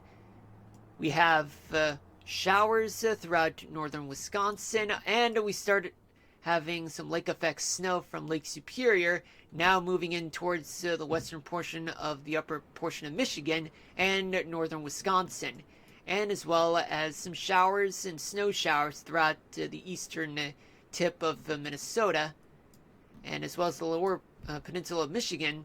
There are rain and snow showers throughout the eastern portion of Michigan. Or rather, 3 hours ago, it used to be all northern Michigan, but it's now shifting towards the east, with winds pushing the wintry weather towards the southeast. And we start seeing some lake effect snow from Lake Erie, moving towards places just east of Cleveland, towards Erie in Pennsylvania, and there are some showers that are warm enough that are moving in towards areas like, let's see, Kent, Ashland, but anywhere just south of Cleveland, but also way north of Columbus. And there's also showers moving into Canton and Akron. But let alone there is an area of low pressure located right between Wisconsin and Michigan, and a bunch of areas of high pressure throughout the Great Lakes region, plus southern Illinois. And now on to the west. Well, nothing much going on in the southwest portion of the country, yet there are some showers that are moving in, as I did say, towards eastern Colorado and parts of Wyoming, like northern and eastern Wyoming, with showers. But there are a few places that do have snow showers, depending on where that snow rain line is located. Montana, all dealing with a lot of spotty showers. But in some areas, there are some snow showers due to elevation and the position of the rain-snow line, or rather the freezing line. But in the Pacific Northwest, and as well as the Bitterroot Mountains, there are some showers, with the exception of snow showers throughout the Cascades region. And as you can see, there are plenty of moisture moving in from the Pacific Ocean, moving in towards the Cascades, and then towards the leeward side of the Cascades, like Spokane and Lewiston, and moving in towards Canada. There's a low pressure located just north of Yakima, and as well as west of Victoria in British Columbia, just west of Vancouver Island. An all-included front is swinging from that area of low pressure off the coast all the way towards southwestern Washington state, and then splitting into two fronts. A cold front moving out to sea just past Salem and then towards off the coast. And a warm front just a short line of warm front just stopping at Portland. Now, in terms of any active weather alerts, there's actually two. Special weather statement, one in South Dakota and another one in Wyoming. Let's take a look. Well, it has to do with, wet weather. So it's kind of vague, in my opinion, on what it looks like. Okay, there could be some chance of thunderstorms in that part of the country, and as well as one severe thunderstorm warning, but it's not located in the United States. It's rather located here in Saskatchewan, but that's Canada's problem. But is there any thunderstorms that I've mentioned? I mean, I could play. Okay, so this is what I mean, folks. So now you know that there are thunderstorms in western South Dakota, which explains the whole special weather statement. Those two areas right there. Now, current temperatures and current dew points, current conditions, I should say. Let's start off with the temperatures right now. Okay, let me zoom out. And as you can see, there are really, really warm temperatures throughout the Great Plains. Really hot temperatures in the southwest with temperatures right near the triple digits in southwestern Arizona, and especially in the southeastern portion of California. The desert southwest is getting hot, inching towards the triple digits. Yet consult with the local National Weather Service or any local weather reports over there, because they can tell you a better story than this app. I mean, this is as reliable as I can get. I mean, because it's got more detailed ways of showing you guys severe weather. Other than the Southwest and the Great Plains, overall in California, it's quite warm in the Central Valley of California, parts of the Great Basin, and as well as the Southeast, dealing with milder temperatures, yet the Northeast and the Mid-Atlantic states, and as well as the Great Lakes region, are dealing with chilly below average temperatures, in which freezing temperatures are located throughout the interior portion of the Northeast, which does explain the cold air seeping in through my bedroom. And let alone there are freezing temperatures throughout the entirety of Michigan, or mostly. But yet colder temperatures are in the Adirondacks, just so you know, folks. And in the Pacific Northwest, mild temperatures on the leeward side of the Cascades, but chilly temperatures throughout the Bitterroot Mountains and as well as the Rockies and the Cascades as well. And typically chilly temperatures throughout the Sierra Nevadas. Dew points. Let's move on to dew points. Well, there's plenty of moisture throughout the Great Plains region, but it's more concentrated throughout the southeast portion of the country. Yet there is a sticky air mass that's still located throughout South Florida, which does explain that the atmosphere there, the conditions there are very juicy, which means that there are thunderstorms throughout that part of Florida. And there's going to be a lot of umbrellas all over South Florida, at least during the afternoon hours. But other than that, the Gulf Coast is dealing with moisture, but not as much as South Florida, which does explain that there is drier conditions than during severe weather days. But in the west, there is a good amount of moisture throughout California and as well as the Pacific Northwest and the leeward side of the Cascades. But a good amount in the Central Valley of California. Let's talk about sustained winds. Let's see. I mean, believe it or not, folks, there are fast-moving winds throughout my part of the country, the New York City area. And I would estimate that at the top of my head, there are winds that have moved between 40 and 50 miles per hour, depending on where exactly those gusty winds have been reported. Yet the winds are actually blowing faster, with winds blowing at around 30 miles an hour, 30 or 40 miles an hour in Vermont.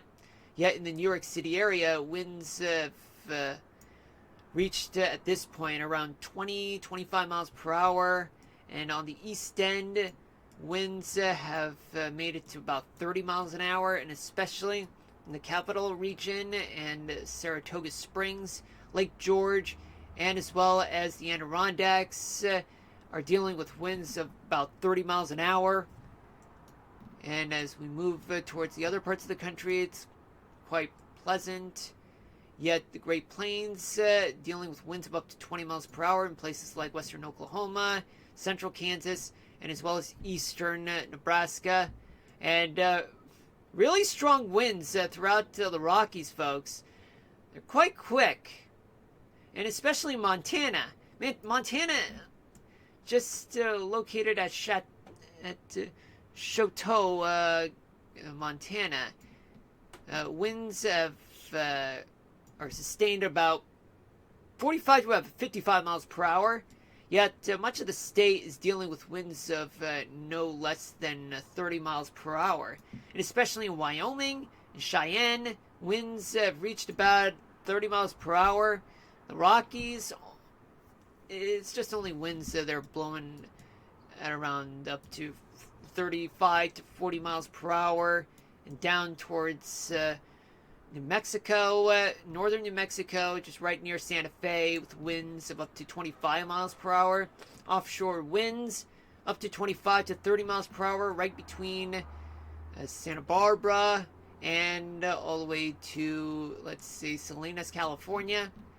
And in the Pacific Northwest, much of the winds are stronger, or in the Cascades and the leeward side, with winds blowing up to 30 to 35 miles per hour on the leeward side, and various amounts of wind speeds that are sustained in the Cascades.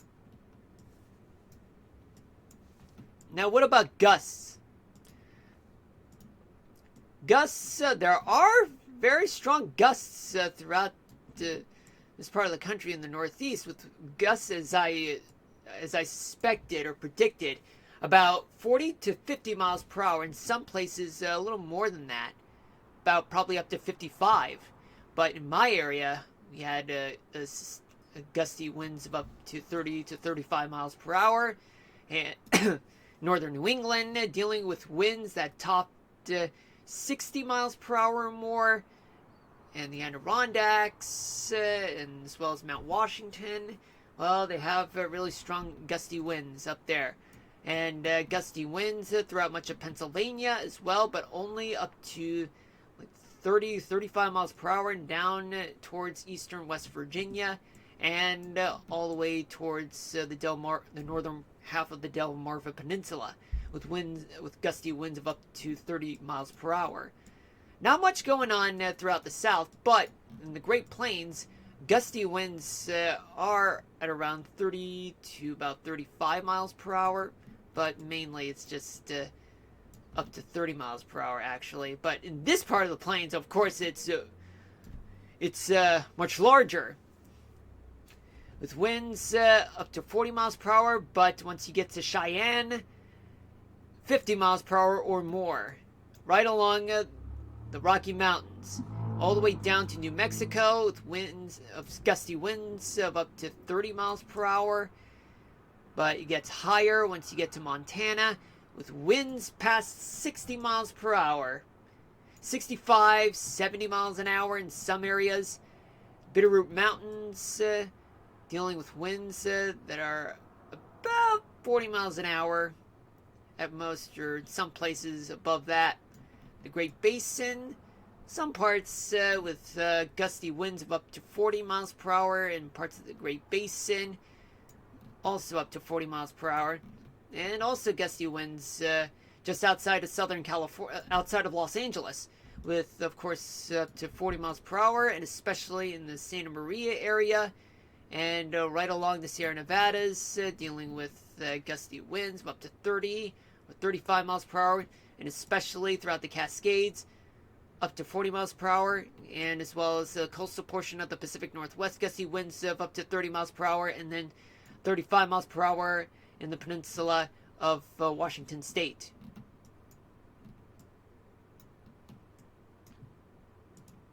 And now let's talk about precipitation totals. Well, folks, with some snow, well, precipitation at least, we do have up to less than a quarter of an inch of rain over in Maine. And in Florida, there is a good amount of rain, with about an inch to an inch and a half of rain, mostly in South Florida, right along the Atlantic coastal portion of South Florida, Fort Lauderdale, West Palm Beach, Boca Raton, Miami. And as we move on to the rest of the country, not much reported there, but rainfall amounts, well, up to about a quarter inch of rain in northern Wyoming and southern Montana, and also throughout the coastal portion of the Pacific Northwest. They're dealing with rain amounts that are about an inch to an inch and a half, but mainly on the windward side of the Cascades, just right before they even cross the Cascades, actually. Not on the coast. But on the coast, it's only up to an inch, about half an inch of rain in the coastal portion, and as well as the peninsula portion of Washington State and Oregon. But what about the snow? Snowfall totals. Well, folks, there's only about up to 5 or 6 inches of snow in the Adirondacks, just mainly in the northern portion of upstate New York, northern New England, also dealing with snow of about up to 2 inches of snow. But in Maine, the southwestern or rather the western portion of Maine, dealing with snowfall amounts of up to 6 inches of snow. And moving on towards the west, and the west is dealing with snow of up to 4 to 6 inches of snow, depending on the elevation, where the rain snow line is at given times. They're all scattered in the Bitterroot Mountains and the Rocky Mountains, with traceable amounts of snow and up to 2 inches of snow. But in the Cascades, various amounts of up to about a foot of snow, folks, and especially in the peninsula part of Washington State. But now that we've got the current conditions over with. Now let's move on to the current jet stream right now. But we're just going to use the computer models using the NAM, because using the NAM, well, of course, as meteorologists, we do have to compare and try to determine not only which model is better to use, but also averaging out. But of course, there's a lot more to it than just doing that, just so that we can get the forecast as accurate as possible. I mean, you can't always have a forecast that's always accurate. No forecast is always accurate. I mean, sometimes you're off by a degree or less, or way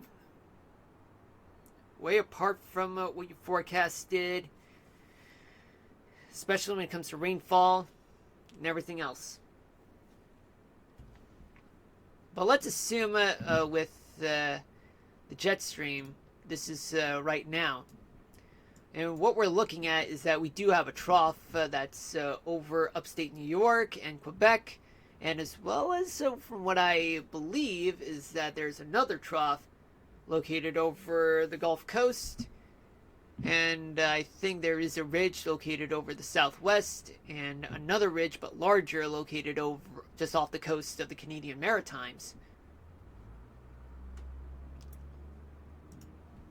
Let's go into the next day. The next day, tomorrow, there will be a flattened trough located over the Great Lakes and upper Mississippi Valley. There will be, I think, a ridge just located off the Canadian Maritimes. Another ridge just over the Great Basin, and possibly another trough off the coast of the West Coast. Then we move on to Thursday. Thursday, there will be a deep dip in the jet stream, a trough located over the Great Plains and the upper Mississippi Valley.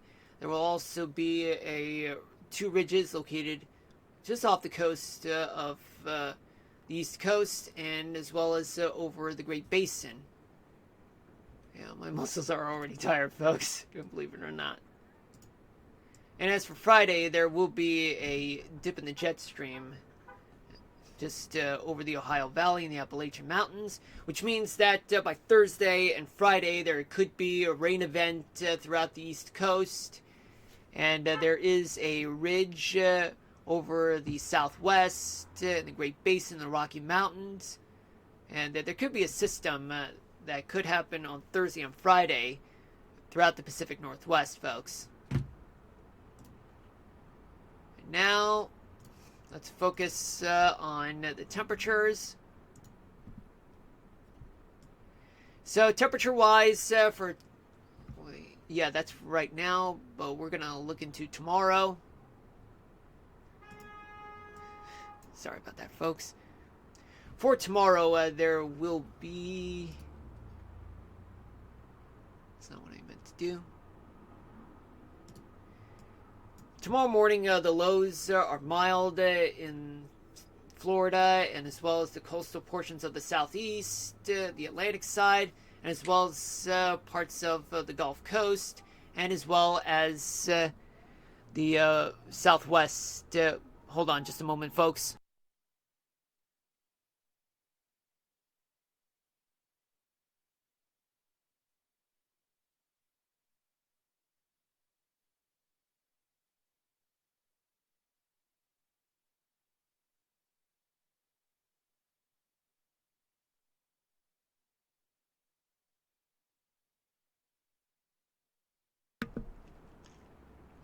Alright, I'm back, folks. As I said, mild temperatures in Florida, and as well as the southwest and parts of Texas, Louisiana, and Arkansas, and Oklahoma, and as well as Kansas. But there are freezing temperatures in the northeast, mostly in the interior portion of the northeast and northern New England, and as well as the Rocky Mountains, the Sierra Nevadas, and as well as the Cascades. Going into tomorrow night, we do have very hot temperatures throughout the southwest, the Great Plains, and as well as mild temperatures throughout the south. Mild temperatures will also occur throughout the Pacific Northwest, the Great Basin, but low, just about a little above freezing temperatures throughout the Rockies. Yet there will be freezing temperatures in the Adirondacks, below average temperatures throughout the Great Lakes, as well as the Northeast. And moving on to Thursday morning. Thursday morning, mild highs for the South, and as well as portions of the Midwest. But, however, there also will be freezing temperatures throughout the interior portion of the Northeast, and as well as parts of the Great Lakes and the Rocky Mountains, and as well as the Cascades. Mild temperatures also throughout the Southwest. And also to Thursday night. Below average temperatures throughout the Great Plains, the Great Lakes, the Northeast. And very hot temperatures throughout much of the West and as well as the South. They're above average throughout the southwest portion of the country. At least outside the desert of the Southwest. There will be mild temperatures throughout the Gulf Coast and the Mid-Atlantic states on Friday morning, and as well as the Southwest and portions of California. Below freezing temperatures throughout the upper portion of the Mississippi Valley and as well as the Great Lakes region. Things are starting to warm up throughout the East Coast. And finally, as we move on towards Friday night, by Friday night, I should say, really warm temperatures are spreading up north towards the Canadian border, right at the Great Plains region and through the Rockies as well.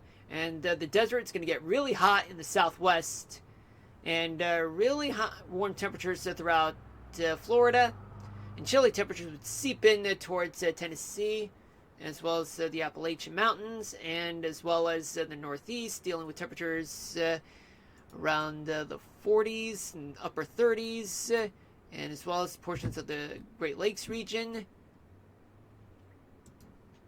Now let's talk about dew points. Dew points for tomorrow morning. It will be moist throughout the Gulf Coast, very moist in Florida, and as well as some moisture will occur throughout the Central Valley, California, and a little bit of moisture throughout the Great Plains region. And as we move towards by tomorrow night, plenty of moisture. Hold on a moment, folks.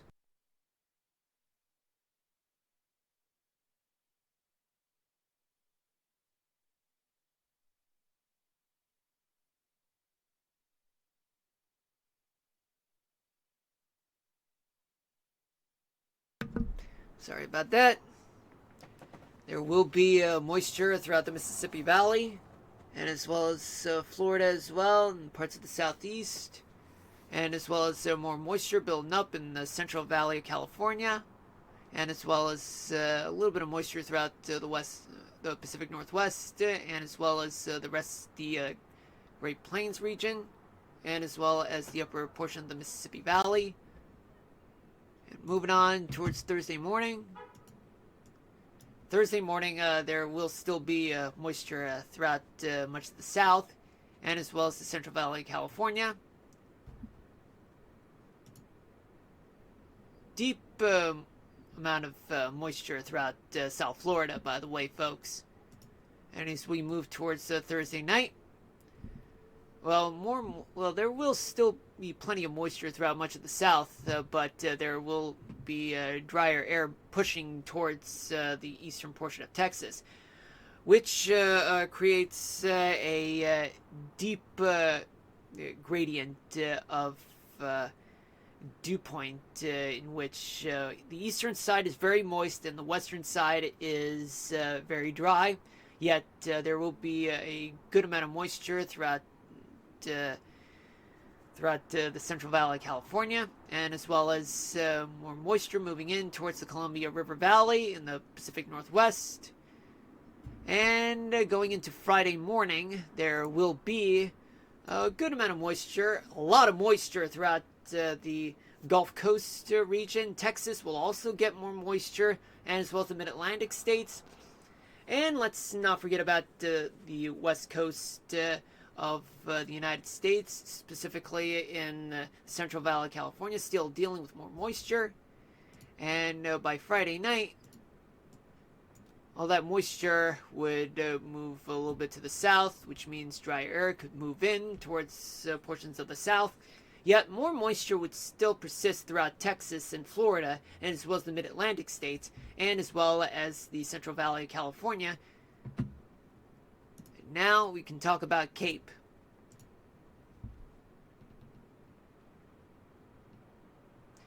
Surface-based Cape, I should say. Tomorrow morning, there will be a readable amount of Cape throughout the northwestern portion of the country. Yet there will also be readable amounts of Cape throughout the portions of the Northeast and as well as Florida. Moving on towards tomorrow night, in which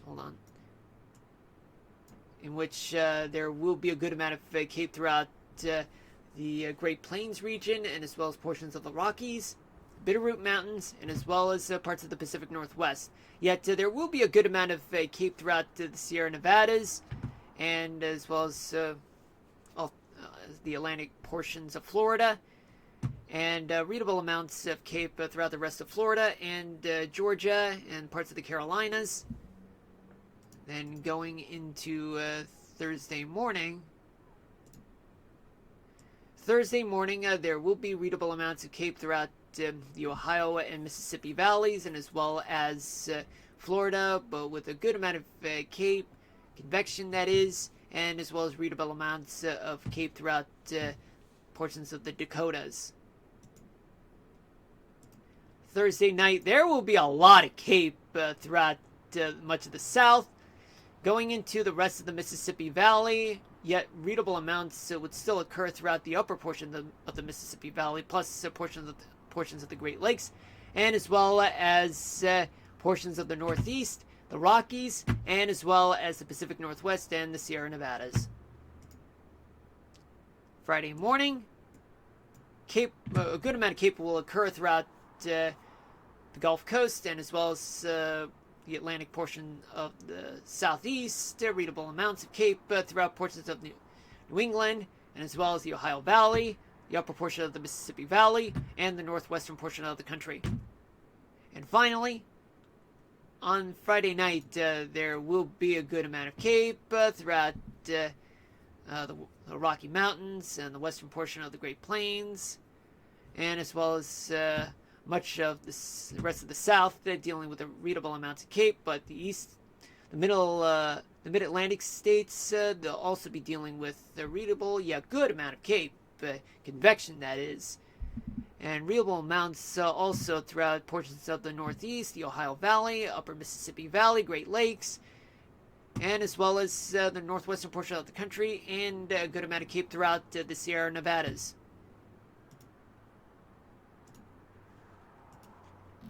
Let's take a look at the precipitation. Well, folks, it is going to snow throughout portions of New England, yet there will be some rain throughout the upper Mississippi Valley, a little bit of mixture of freezing rain, sleet, snow in the upper Mississippi Valley, northern plains region, and more rain will occur throughout Florida, and as well as more snow in the Rocky Mountains and Bitterroot Mountains with valley rain and mountain snow, and the same story throughout the Pacific Northwest. And there will also be coastal rains, just so you know, folks. Then by tomorrow night, there will be some wintry mix involved throughout the Great Lakes region. Some parts will experience rain, others will experience snow, and maybe some mixture of both freezing rain and sleet, depending on the temperature profile for each part of that region. and as well as the northern plains and upper Mississippi Valley. Yet there will be some showers throughout the central portion of the Great Plains, specifically in Nebraska. More rain throughout Florida, yet it will occur throughout the Atlantic portion of the country, or of Florida, I should say, at around 8 p.m. That's just a prediction, folks. Spotty showers throughout California, particularly in the Sierra Nevadas. And as we move towards Thursday morning, there will be rain throughout the Mid-Atlantic and Appalachian Mountains region, and as well as portions of the southeast of the country. Yet there will be snow throughout the Great Lakes region, and some parts will experience rain as well. But the upper Mississippi Valley will also be dealing with rain and snow and mixture of both, even sleet and freezing rain, especially as far south as Dubuque, Iowa, which they'll be dealing with mix or freezing rain and sleet. And as for the Pacific Northwest, they'll be dealing with some showers throughout the coastal portion of the West Coast, I should say.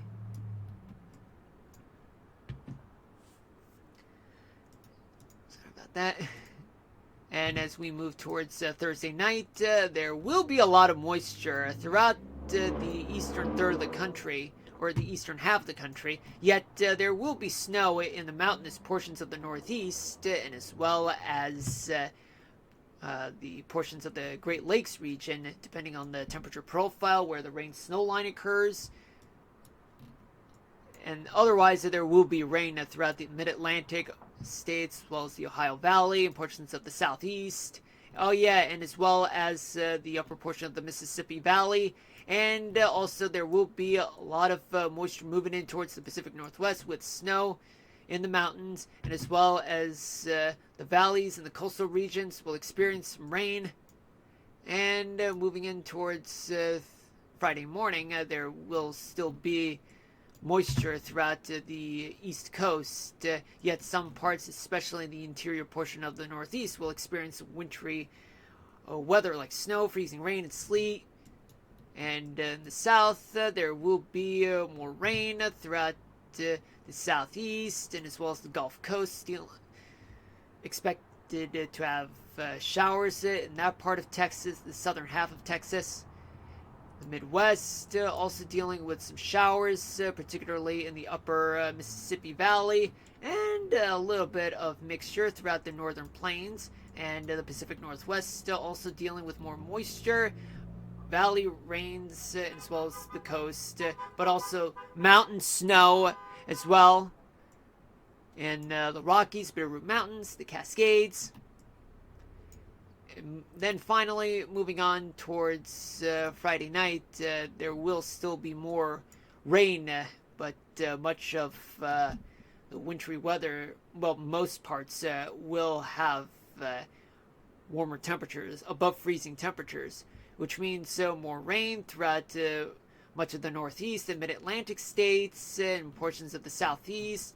But yet there could be some snow in the Appalachian parts of the Mid-Atlantic states, and also in the Pacific Northwest, there will still be mountain snow and valley and coastal rains.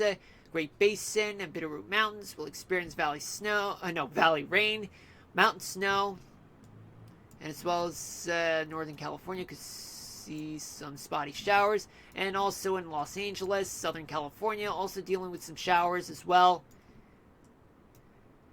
And finally, we can talk about how much snow there will be. And let's see. Well, by Friday night, there will be up to about 2 feet of snow in Maine. Otherwise, throughout the interior portions of the Northeast, there will be snowfalls of up to about 6 to 8 inches of snow, especially going down towards West Virginia. And in the Midwest, there will be snow of about 15 inches of snow throughout the Great Lakes region, some parts. And in the upper Mississippi Valley, like northern Minnesota, there will be up to 5 or 6 inches of snow. And in the Rocky Mountains, variable amounts, especially the Bitterroot Mountains, Missoula, Montana, of up to 10, 12 inches of snow. The Cascades also dealing with up to 2 feet of snow in some areas. Well, folks, if that's not enough, well, you can feel free to let me know. Like, you can just DM me on my IG, TikTok, or whatever social media that I have, or even let me know on Twitch as well. But this is the recorded portion of the weather discussion that I've done that I'm going to promote later on. But right now, I'm just going to deal with the what's before I conclude the stream, which is the weather topic of the day. So, the weather topic of the day is what's the difference between anabatic and katabatic winds?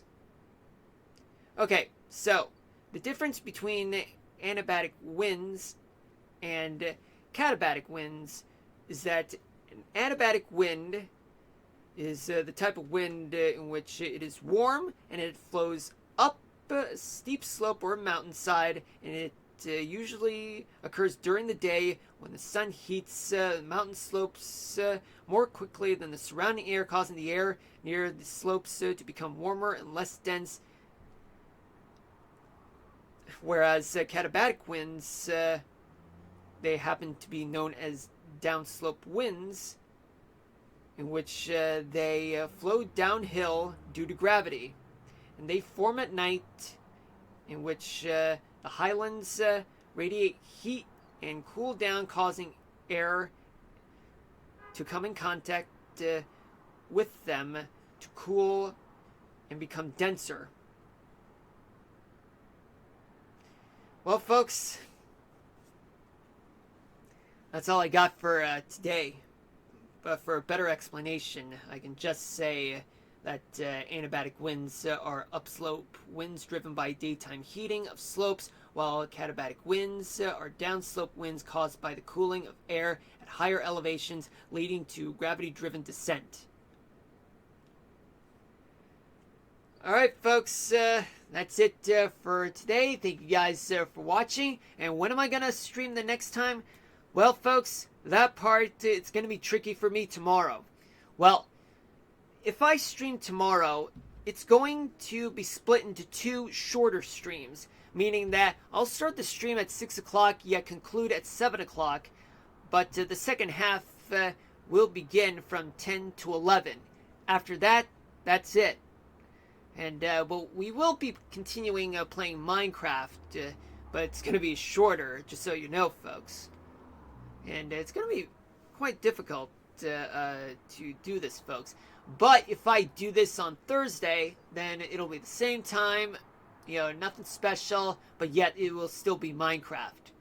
That depends on if I can go to the laundry either tomorrow or Thursday. If I go tomorrow, the stream will take place on Thursday. Otherwise, if my laundry day were to be on Thursday, then I'm going to stream two smaller parts tomorrow. But after that, on Friday, I could stream and let you guys know what time I'll be streaming. But it will be Kingdom Hearts, though. Unless if there are any updates, then I will continue on with Minecraft. But I will play Kingdom Hearts this weekend for sure, on Saturday and Sunday.